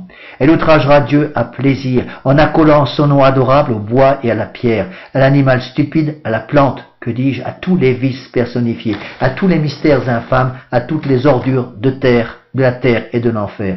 Telle est la littérature païenne prise dans son ensemble. Et il cite ici Saint Jérôme, la philosophie païenne, la poésie païenne, l'éloquence païenne, c'est la nourriture des démons. Donc en éloquence, la belle antiquité, c'est avant tout le culte de la phrase, le désir de la gloire, la démangeaison de parler. Voilà comment travaille le démon. Et il donne encore une autre image. Envisager en elle-même l'éloquence païenne, dit Monseigneur Gaume, c'est le poli du marbre et le froid de la glace. C'est l'absence d'onction, parce que c'est l'absence d'humilité et de charité. C'est l'emploi des formes, la plupart hors de mise chez les peuples modernes. Pourquoi? Parce que Dieu a été mis dehors. Et quand Dieu est mis dehors, la nature ayant horreur du vide, je l'ai déjà dit plusieurs fois, c'est le démon qui vient prendre la place. Dans tous les domaines, c'est la même chose.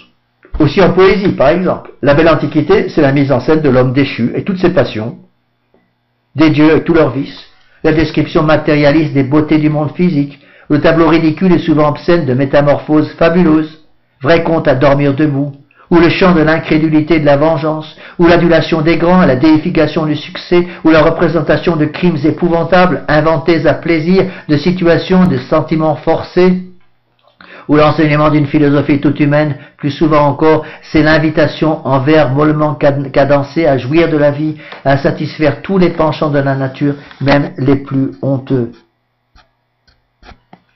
La poésie n'a été mise au monde en principe que pour honorer Dieu, et les premiers qui se sont servis ne l'ont employé qu'à chanter ses louanges. Pensez au roi David. Les siècles les plus florissants hors de la religion et du culte du vrai Dieu ont été ceux où la poésie a été dans sa plus grande corruption et qu'elle a contribué plus qu'autre chose à répandre et à entretenir l'idolâtrie dans le monde et à faire régner plus d'une sorte de démon dans le cœur des hommes. Et ça, c'est passé de la poésie dans tous les arts. Ce qu'elle est dans sa littérature, la belle antiquité, elle est forcément dans ses arts. Dans les arts. Et pour la bien juger, il faut l'étudier. Ici dans les musées de Rome ou dans les fresques de Pompéi, la chair qu'on voit est celle qu'on ne doit pas voir et son foyer inspirateur. Et Monseigneur Gaume explique, s'il entre dans les légitimes exigences de l'art d'obliger l'artiste à repaître ses yeux de nudité afin de les exposer à ceux du public, on peut vanter l'art gréco-romain. Nul autre ne réunit au même degré toutes ces conditions, car jamais ce que la simple pudeur naturelle veut, même chez les sauvages, qui soient tenus cachés, n'a été mis à nu plus souvent, plus curieusement, avec moins de honte et de retenue que par les arts de la belle antiquité. Et c'est précisément quand la nudité est devenue chose normale qu'elle est devenue extrêmement dangereuse. Malheur à celui pour qui le péché est devenu chose inévitable et normale, parce que tout le monde le fait. L'art antique n'est donc pas l'art lui-même, mais la profanation sacrilège de l'art. Les artistes furent, avec les poètes, les corrupteurs les plus actifs des mœurs publiques. On peut dire la même chose des prêtres de l'Église de Vatican II. Ce sont devenus les corrupteurs les plus actifs de la religion chrétienne. Leurs œuvres, offertes partout au regard, avaient affaibli le sentiment de la pudeur, dit Monseigneur Gaume, au point de faire des ornements ordinaires des temples et des habitations l'écueil de l'innocence même. Pour un héros païen, nous avons des millions de héros chrétiens. Que les héros païens furent en fait des phénomènes extraordinaires au milieu de la corruption universelle, tandis que les héros chrétiens sont communs dans l'Église, qu'ils y sont comme des faits extraordinaires ou des fruits de toute saison dans les jardins du Seigneur. Donc comparé aux héros du christianisme, que les héros du paganisme sont petits. Ceux qui parmi les païens semblaient toucher de la tête aux étoiles, ce sont parmi les chrétiens que des nains et des pygmées. Que c'est vrai. Pour caractériser d'un seul mot les vertus païennes, vertus humaines et purement naturelles, il suffit de dire qu'elles n'ont pas pu conduire un seul homme à sa fin dernière. Ainsi, devant la vraie vertu, la vertu païenne si vantée qu'elle soit, c'est l'ombre devant la réalité. C'est, suivant l'expression de saint François de Sales, le verre luisant devant la lumière du soleil, car ces vertus païennes ne sont vertus qu'en comparaison des vices, mais en comparaison des vertus des vrais chrétiens, elles ne méritent nullement le nom de vertu. Il faut faire attention à bien distinguer, mes bien chers frères, les vertus naturelles des vertus surnaturelles. Les gens mélangent tout aujourd'hui. Je donne un exemple. Imaginez un pompier qui meurt dans un feu. Il y a un grand feu dans une ville, il monte sur l'échelle et il essaie d'éteindre le feu, et puis il y a une vieille dame qui est en train de brûler au dernier étage de l'immeuble, donc il risque sa peau, il sauve la vieille dame qui est en train de mourir, et malheureusement il meurt lui-même dans le feu. Quand ça arrive en 2020 dans le monde moderne, aux États-Unis, je voyais dans un cas comme ça, mais il y a pratiquement, ce pompier, pratiquement un enterrement national. C'est presque le président de la République qui se dérange. Et partout, on a des tas d'articles sur son héroïsme extraordinaire. C'est vrai que c'est un héroïsme extraordinaire. Il a fait son boulot, il a fait son métier. C'est pour ça qu'il est payé. C'est son devoir d'État.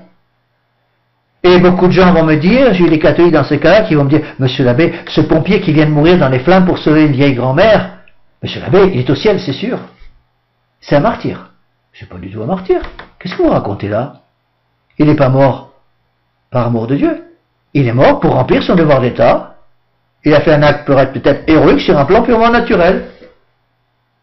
Mais si il est mort, brûlé vif dans le feu d'un incendie d'un grand immeuble pour sauver une vieille dame qui était bloquée au dernier étage de l'immeuble, mais que ce même pompier vivait tranquillement avec la femme du voisin en adultère et qu'il est mort en situation d'adultère, il est bon au paradis.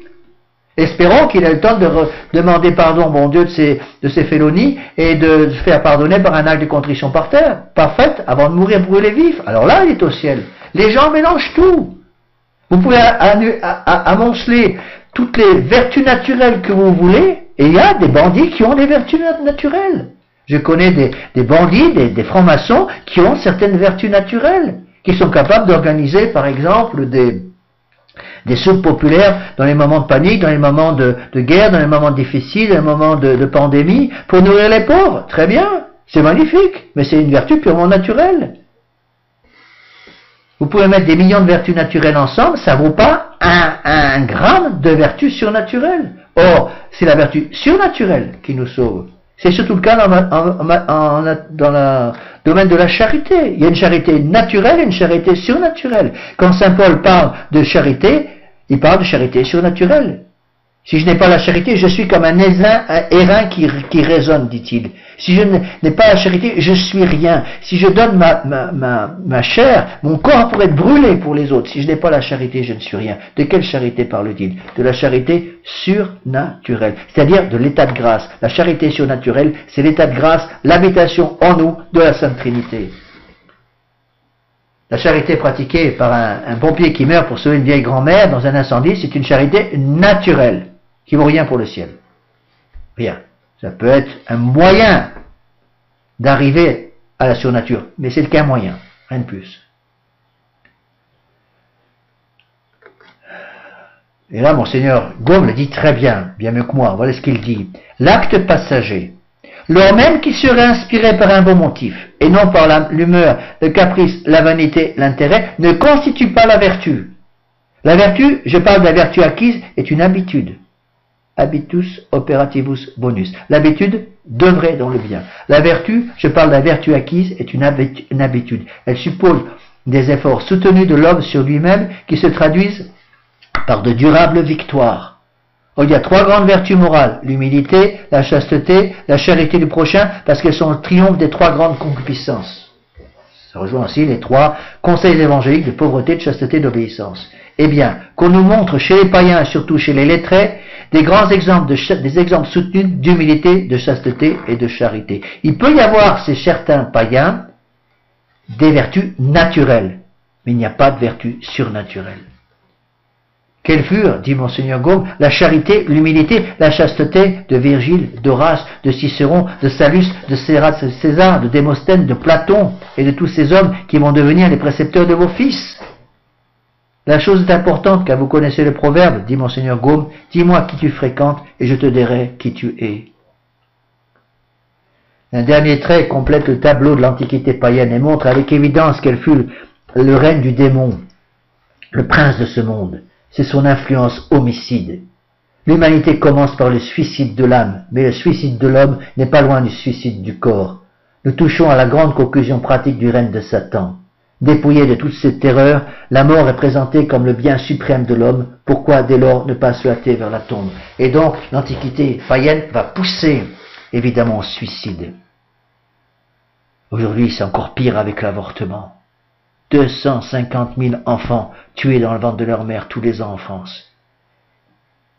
Et le pire, chose que les non-catholiques sont incapables de comprendre, et même parfois les catholiques, ces enfants ne verront jamais Dieu, parce qu'ils meurent sans le baptême. Ils vont donc aller dans les limbes. Certes, ils ont un bonheur philosophique dans les limbes, mais ce bonheur philosophique n'est pas la joie du paradis, parce qu'ils n'ont pas, ils ont le péché originel, ils n'ont pas la grâce du baptême. C'est ça, le crime de l'avortement. C'est pour ça que l'avortement, comme le péché contre nature, contre la pureté, l'avortement aussi, le meurtre de l'innocent, est aussi classé dans la même catégorie des péchés qui crient vengeance contre le ciel. Monseigneur Gaume continue, il y a des passages extraordinaires. L'opiniâtreté avec laquelle on exalte l'Antiquité païenne est une conspiration permanente contre la vérité, contre la société et contre la jeunesse. De tous les artifices de Satan, le plus habile de tous ses calculs, le plus profond, c'est le perpétuel concert de louanges qu'il fait exécuter en l'honneur de l'époque où il régnait en souverain. Cardinal Pie disait, le plus beau coup du démon, c'est d'avoir fait croire qu'il n'existait pas. L'impérissable vérité est que la belle Antiquité fut le règne du démon, le prince de ce monde, que ce règne fait à son image fut le règne du mensonge et des fictions, des fausses lumières, des fausses gloires, des fausses vertus. Il fut le père du mensonge et mensonge lui-même.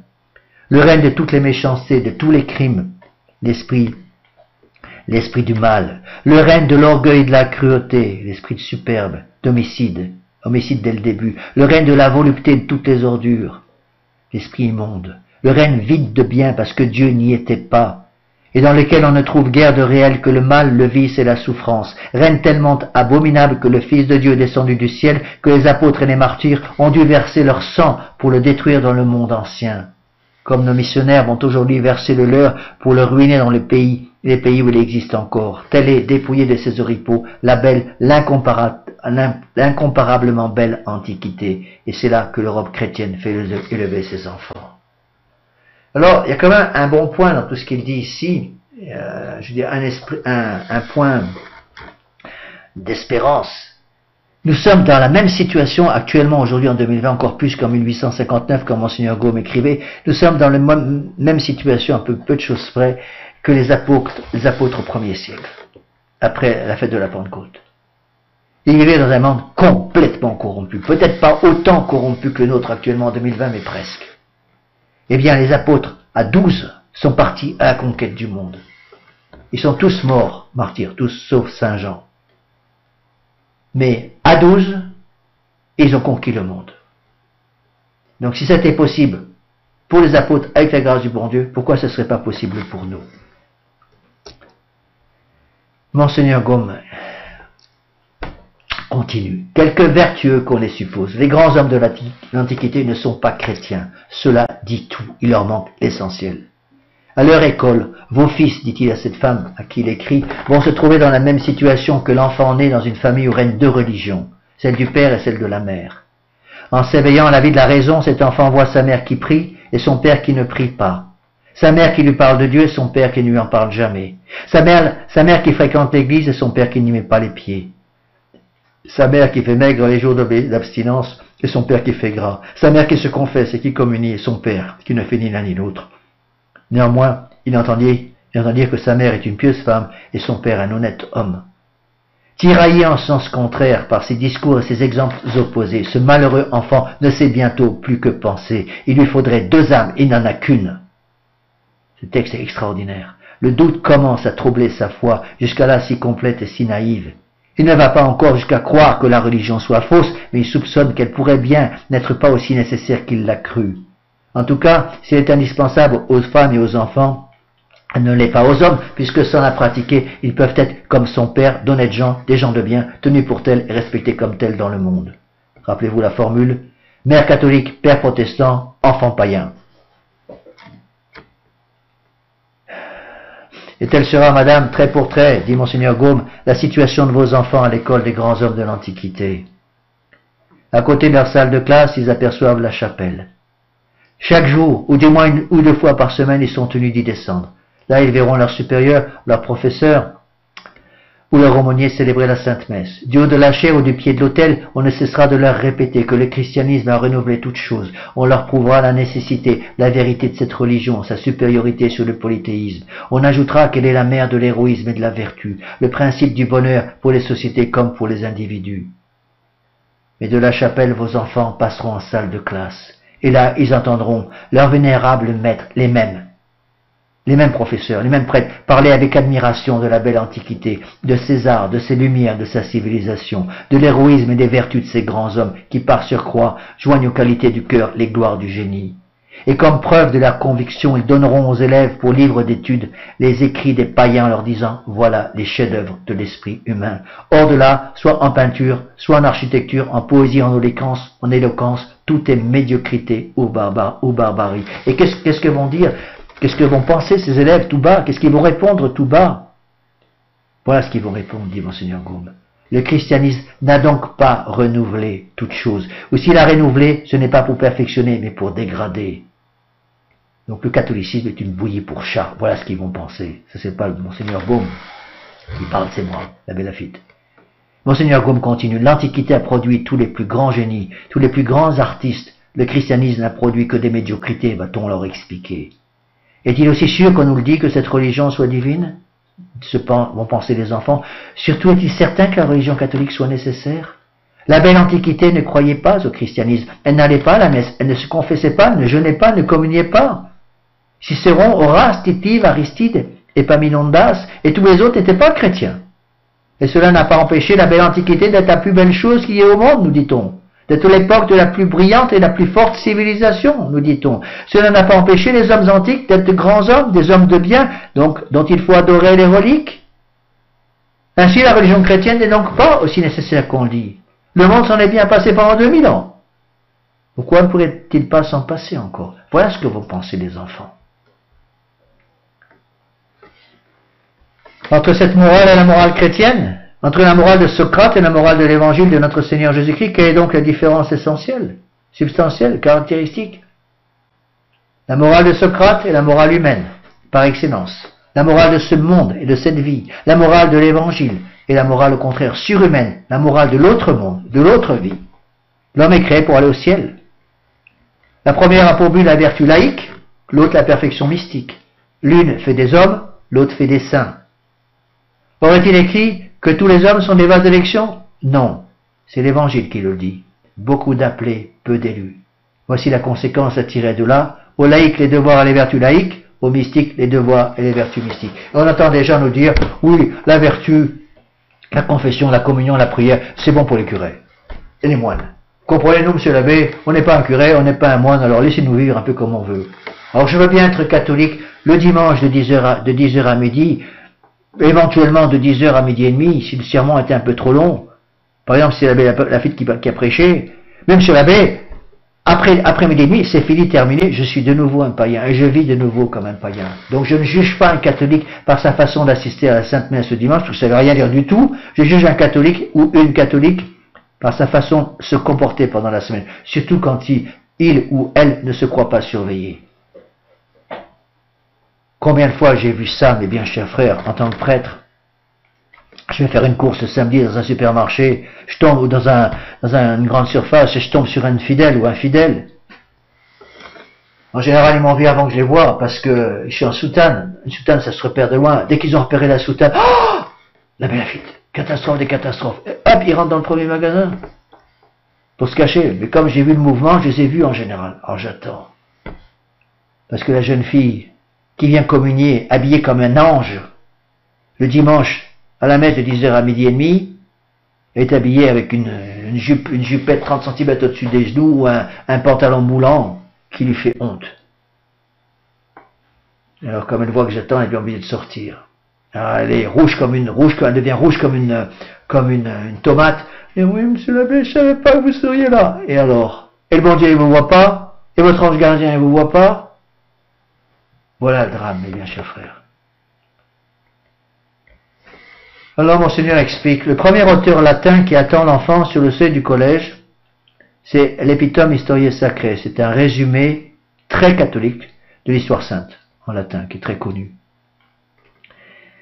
Ils viennent avec ce petit livre, les enfants, à l'époque, ils l'étudiaient déjà en fin de classe primaire, hein. Ils viennent de visiter la Palestine, la Mésopotamie, les lieux célèbres de l'Orient. Ils ont entendu parler du Dieu d'Adam, de Noé, d'Abraham, d'Isaac, de Jacob. Et comme récompense, on va les faire passer dans leur classe secondaire de cet épitome d'Historiae Sacrae, cette histoire sainte parfaitement catholique, à l'épitome des dieux et des poètes de l'Antiquité païenne. Et cet ouvrage nouveau qu'ils vont avoir maintenant entre les mains, à la place de l'ouvrage catholique et chrétien, va les conduire dans l'Olympe, où ils vont agir et parler Saturne, Jupiter, les dieux et les déesses, les pères et les mères des héros grecs et romains, comparables par l'éclat de leurs actions prodigieuses aux patriarches et aux prophètes. Puis on les fait descendre dans la Grèce et à Rome, terre illustrée par la présence de ces dieux et de ces héros. Ils étudient leur généalogie, leurs œuvres et celles de leurs glorieux adorateurs. C'est pour les débutants un aperçu complet de toute l'Antiquité. L'histoire sainte ouvre sans doute ce panorama, mais elle apparaît comme un lointain qui lui laisse la proportion d'un mythe par-delà les temps héroïques et fabuleux, et comme pour remplir une lacune à une époque antérieure et à tout document. La Bible semble donc avoir amené en trahison comme Abel sur ce terrain classique pour y être vilipendée et victimée. Quelle est en effet la mesure d'importance d'une doctrine dans l'esprit d'un écolier? Le rang qu'on lui donne dans les classes, le degré de développement intellectuel auquel on la place dans l'échelle des connaissances. Eh bien, l'histoire sainte et l'épitome d'histoire sainte sont voués au début des études au dédain et à l'oubli. Pourquoi? Parce que les mathématiques ou la physique ou la chimie, c'est coefficient 5 ou 6, vous comprenez, catéchisme, il n'y a aucun coefficient, donc le catéchisme c'est pas important. Voilà ce qu'ils vont penser ces enfants. C'est là, madame, dans ces lieux de perdition, que vos enfants, peut-être à la veille de la première communion, apprendront combien de fois et sous combien de formes Jupiter a été adultère. Comment son frère enleva Proserpine, comment Hercule, vaincu par l'amour, filait aux pieds d'Omphale, puis les rapports impudiques des dieux et des demi-dieux, des déesses et des demi-déesses, Thésée et Ariadne, Édipe et Jocaste, Hélène et Paris, Agamemnon et Briséis, et autres aventures variées dramatiques, doux emblèmes pour les âmes sensibles. Et Monseigneur Gaume continue. Vertus civiles et militaires, sagesse d'administration, conquête, victoire, gloire des arts, tout échoue à ces Grecs qui se passent du vrai Dieu. Donc Dieu n'est pas nécessaire. Voilà la conclusion dans les âmes des enfants. Ils vivent pour eux-mêmes, indépendants, contempteurs de toute autorité, et par là ils deviennent le premier peuple du monde. Que nous est-il advenu de plus grand? Et qui sait si nous devons au christianisme quelque chose? Toutes les religions paraissent bonnes, et si les prêtres d'aujourd'hui prêchent pour la leur, ceux d'autrefois en firent sans doute autant. Ils vont devenir des agnostiques. Et va entrer dans leur cervelle le doute universel. Ce qui reste de plus clair aux jeunes collégiens de ce contact avec les illustres personnages de l'ancienne Rome, c'est l'amour de la République, le mépris de la royauté, la haine instinctive de l'autorité qualifiée du nom de tyrannie, haine farouche qui épouvante aujourd'hui l'Europe, haine qu'on a 1000 fois niée dans son origine et qui 1000 fois s'est affirmée de la manière la plus convaincante.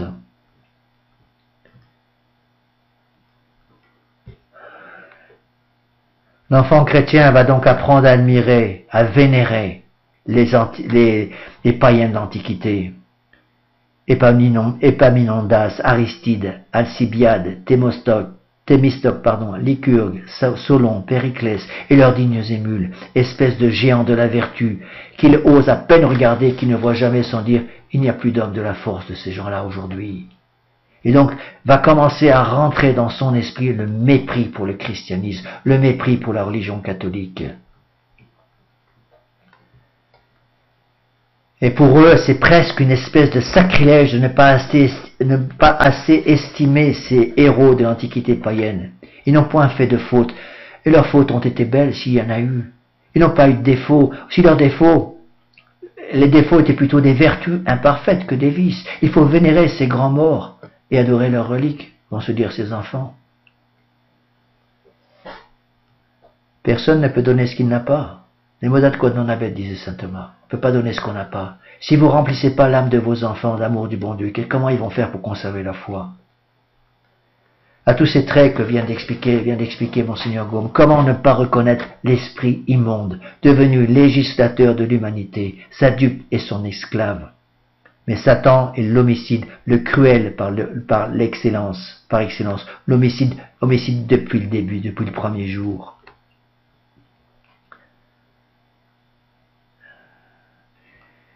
Et ici, Monseigneur va donner des tas d'exemples. Il va parler de Plutarque, par exemple. Apologiste cynique de la volupté, Plutarque. Panégériste infatigable du suicide, de l'assassinat politique. Prédicateur d'une morale toute humaine. Dans ses ouvrages les plus classiques, ce Plutarque, dont les maîtres de vos fils leur parleront d'une manière tout à fait extraordinaire. Voilà ce qu'ils vont vous dire. Ce qu'ils vont dire à vos enfants, ces maîtres catholiques en soutane. On trouve dans les écrits de Plutarque une instruction facile et variée, une bonhomie, une morale douce qui les fait lire avec charme. Ces qualités se trouvent au plus haut degré dans la vie des grands hommes. Aussi regrette-t-on amèrement la perte de celle que le temps nous a enlevée. C'est ainsi qu'on écrit l'histoire est conforme le jugement de la jeunesse. Autre exemple donné par Monseigneur Gaume, Solon. Comme celui de Lycurgue à Sparte, le nom de Solon est celui qui, dans Athènes, retentira avec le plus d'éclat aux oreilles de vos enfants. Un seul mot en fera l'éloge, il fut le législateur d'Athènes, un des 7 sages de la Grèce. Selon un des 7 hommes qui seuls méritèrent le titre de sages dans ces immortelles républiques, si fécondes en sages, en grands hommes, en héros, en grands hommes, en héros. Quel géant que Solon et vos enfants de s'incliner, et dans leur imagination de 12 ans, Solon dépassera les grands hommes de leur religion et de leur pays de la hauteur des épaules, comme Saul, tout le peuple d'Israël. Voici l'éloge, voici l'histoire. Chantre, héros, législateur des crimes les plus abominables, tel fut Solon.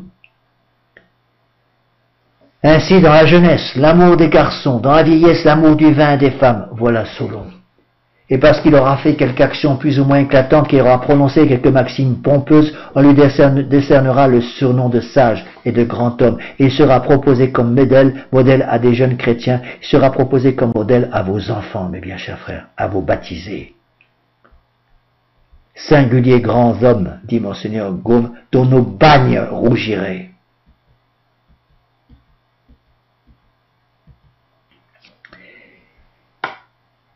Il donne un autre exemple. La vertueuse République d'Athènes comptait près de 5000 enfants naturels sur 14 040 citoyens. Vous rendez compte de la proportion? Reconnaissez, madame, dit-il à cette dame à qui il écrit, les grands hommes et le grand siècle de la Grèce, et admirez le bon sens de l'éducation moderne qui donne à la jeunesse les premiers pour modèle et pour maître et le second pour un des types de la perfection sociale. Autre exemple, Alexandre le Grand. Voilà ce que dit Monseigneur Gaume. L'idée d'un grand capitaine implique avant tout l'idée de justice dans les guerres qu'il entreprend. Si ces guerres sont injustes, ou même si, étant justes, elles sont accompagnées de cruauté, de déprédation et de ravages que rien ne commande, le grand capitaine n'est plus qu'un grand ravageur de province, un fléau du monde, un habile tueur d'hommes, ou comme le disait ce chef des Scythes Alexandre lui-même, un illustre mandrin, 1000 fois plus digne de la corde que les petits voleurs qui détroussent les voyageurs à la corne de bois. Voilà Alexandre.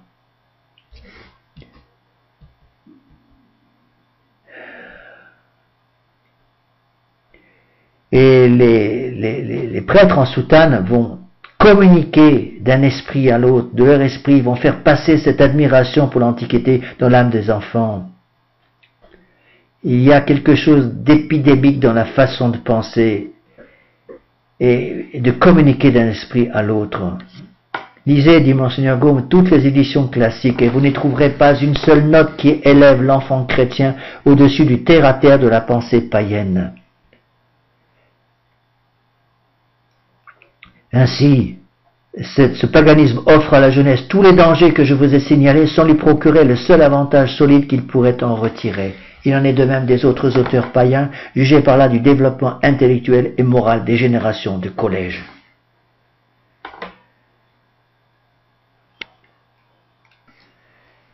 Et Monseigneur Gaume note tristement, si nous étions près de mourir, choisirions-nous, pour élever nos garçons dans la vertu et nos filles dans l'honneur, un homme débauché? Voudrions-nous mettre nos troupeaux et nos magasins à la garde d'un ivrogne? Passez cette maxime à vos amis, et tout ensemble vous en ferez l'application. Vos enfants ne sortiront du camp d'Alexandre que pour entrer dans celui de César. Qu'ils habitent l'Orient ou l'Occident, toujours ils vivront au milieu des batailles, du sang, des atrocités, des crimes, des pillages et des incendies. Sur un piédestal semblable à celui du grand Alexandre s'élève le divin César. Devant l'un et l'autre de ces demi-dieux, vos enfants devront se prosterner, muets d'admiration. César ne leur est pas présenté seulement comme un grand capitaine, un grand orateur, un grand écrivain, un grand homme d'État, mais encore comme un parfait honnête homme, un excellent citoyen et modèle de vertu, dans lequel on aperçoit à peine quelques taches. Telle est l'estime dont tout l'honneur dans les républiques des lettres, qu'on a écrit sa vie pour servir d'exemple à la jeune noblesse française, à peu près comme dans le clergé, on a écrit la vie de Saint Charles Borromée pour servir de modèle aux séminaristes.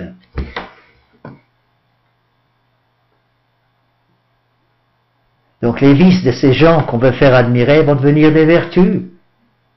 Et des vertus qui, parfois étant en partie naturelles ou naturelles, vont devenir rapidement dans leur esprit surnaturel. À propos de César, on voit qu'il a eu de l'ambition, de la vanité, l'amour pour les femmes.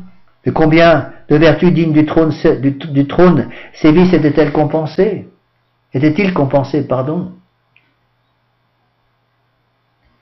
Alors les fils de Saint Ignace vont parler avec admiration de César, ces mémoires que les fils de Saint Ignace, les jésuites de l'époque dont parle Monseigneur Gaume, ces mémoires que les fils de Saint Ignace appellent des tableaux finis et qui ne considèrent qu'avec une crainte respectueuse, à peu près comme le livre des évangiles. Voulez-vous savoir ce qu'en dit un illustre contemporain de César, grand orateur et grand homme de guerre comme lui?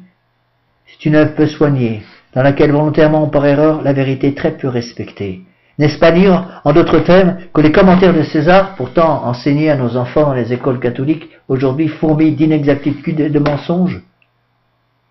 Parce qu'en fait, César fut un ambitieux, qui pour arriver au pouvoir ne recula devant aucun moyen, ni le parjure, ni le vol, ni la cruauté, ni les sacrilèges. Il n'eut d'autre morale que celle de ses passions. Sa jeunesse se livrait tout entière aux voluptés et aux vices les plus honteux. Le mot si connu qui courait sur son compte qu'il était le mari de toutes les femmes et la femme de tous les maris. Prouve à quel excès il avait porté la débauche et le libertinage. Oui, on parle de Jules César. En lui, l'ambition marche de pair avec la volupté. Avant l'âge de 20 ans, et avant d'avoir obtenu aucune charge, il a dévoré sa fortune et s'est endetté d'environ 5,5 millions. Cette somme fabuleuse, il l'a employée, partie à solder ses débauches, partie à se faire des créatures. Jamais homme ne sut mieux jouer que César l'hypocrite. La popularité qui s'est acquise par ses honnêtes moyens, César la conserve par des moyens non moins honnêtes. Il sait que le peuple romain veut du sang, et il a établi à ses frais une école de gladiateurs. Sans cesse, César va répéter ce vers d'Euripide, s'il faut manquer à la justice, c'est pour régner. Et plus tard, il dira, si les sicaires m'eussent rendu service, je ferais consul les sicaires. Ces mots qui révèlent une ambition démesurée et une âme sans foi ni loi sont les derniers mots de César. Le pouvoir est son Dieu, il n'en connaît pas d'autre, disait Cicéron. Pour achever le portrait du divin César, j'ajoute, dit Monseigneur Gaume, que chez lui, comme chez tous les grands païens, idole des collèges, la cruauté est la compagne inséparable de la volupté. L'histoire, dit Monseigneur Gaume, porte à 1 192 000 le nombre des hommes qu'il tua sur les champs de bataille. Pensez à Napoléon Ier. César a été autorisé à prendre autant de femmes et de telles conditions qu'il voulait. Attendu, disait Plutarque, que bien qu'il eût plus de 50 ans, il se servait de plusieurs femmes.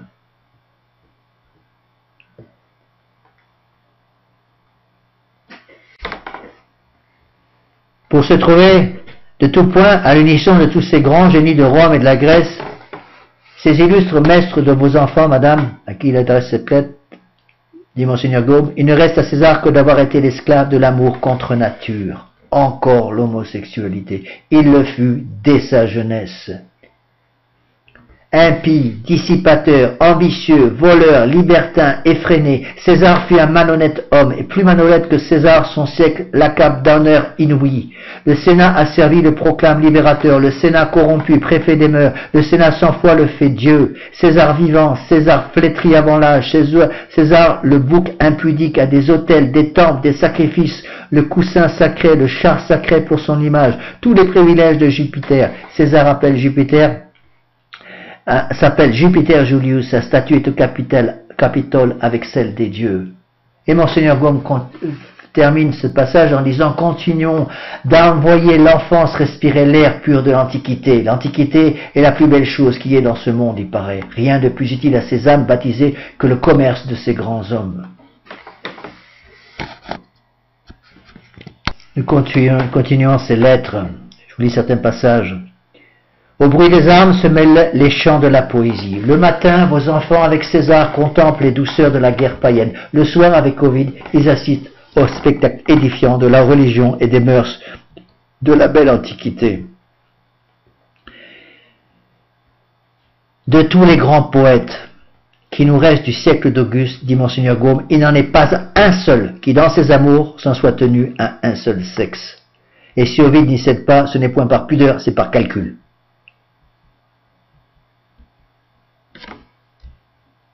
À quel prix est vendue l'instruction de vos enfants, dit Monseigneur Gaume. Ce n'est plus, après avoir cité ce passage d'Ovide, ce n'est plus pour un peu d'or, c'est au prix le plus cher, le plus exorbitant, au prix de l'innocence et des mœurs de générations entières. Et cela pourquoi? Pour sacrifier à la coutume infernale d'exhumer sous prétexte de bon goût, de beau latin, de beau grec, des égouts pestilentiels du polythéisme païen, toutes les immondices qu'ils contiennent, afin de les jeter à la face et dans l'âme de la jeunesse comme pâture aux enfants, et l'on prendrait cela pour une plaisanterie. Et ce qu'on rougirait de faire lire en français à des enfants, on ne rougit pas de leur inculquer en grec et en latin. Si scandaleux que soient ces passages, ces ouvrages d'Ovide par exemple, dit Monseigneur Gaume, il est, madame, quelque chose de plus scandaleux encore, c'est l'éloge qui en a été fait par des chrétiens, même par des prêtres en soutane. Monseigneur Gaume continue. De l'école d'Ovide, vos enfants passeront à celle de Virgile. Ici, nous abordons un des plus grands saints d'Antiquité. Publius Virgilio Maro, appelé l'autel de la sagesse par le père Galuzzi, de la Compagnie de Jésus, une sorte d'arche d'alliance à laquelle il n'est permis de toucher qu'au plus grand des mortels, les philosophes, Virgile. Dans ses vers, il donne l'exemple de Virgile et d'autres exemples, Pline le Jeune par exemple, qui chante les garçons et les plus odieuses turpitudes de l'amour déshonnête, encore l'homosexualité. Voilà donc ce qu'avaient fait les très savants, les très graves, les très saints personnages qu'il nomme, et plus que les autres, le très saint, le très chaste Virgile. Quel exemple!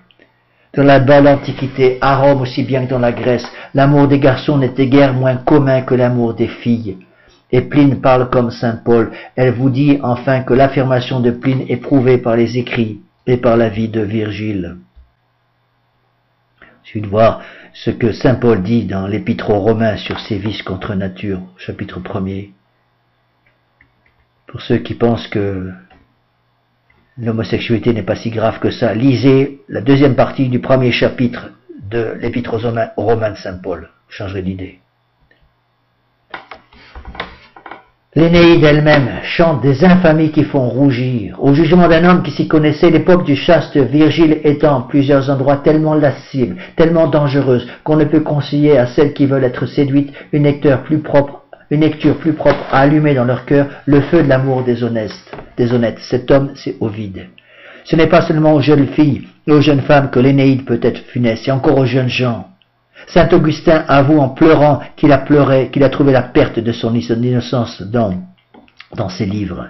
Un des plus illustres pères de la Compagnie de Jésus, Possevin, le père Possevin avait 12 000 fois raison de s'écrier « Il faut être aveugle pour donner l'Énéide comme modèle aux enfants. » Et jamais je n'ai pu comprendre qu'on leur expliqua le 6e livre de l'Énéide. Il y a quand même quelques jésuites qui voyaient clair.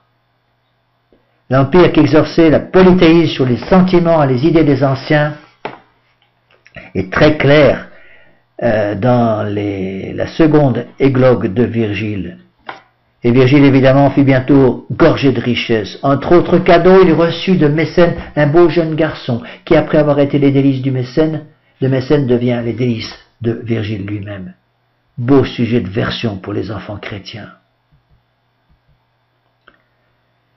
Et Monseigneur Gaume finit sa lettre à cette dame. Dans Virgile, pédéraste et chantre de la pédérastie, les enfants chrétiens ont pour professeur et pour gardien de leur innocence un homme qui ferait rougir nos bagnards dans les bagnes. Donc je vais arrêter là.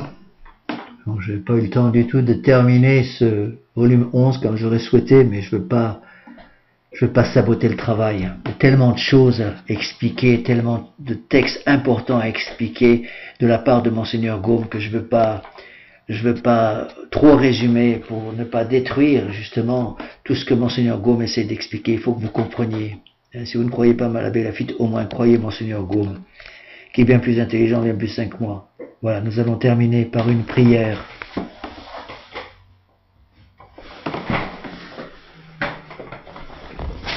Au nom du Père et du Fils et du Saint-Esprit, ainsi soit-il. Je vous salue Marie, pleine de grâce. Le Seigneur est avec vous. Vous êtes bénie entre toutes les femmes, et Jésus, le fruit de vos entrailles, est béni. Sainte Marie, Mère de Dieu, priez pour nous pauvres pécheurs, maintenant et à l'heure de notre mort, ainsi soit-il. Nos saints anges gardiens, veillez sur nous. Saint Pédis, priez pour nous. Saint Joseph, priez pour nous. Saint Thomas d'Aquin, priez pour nous. Au nom du Père et du Fils et du Saint-Esprit, ainsi soit-il.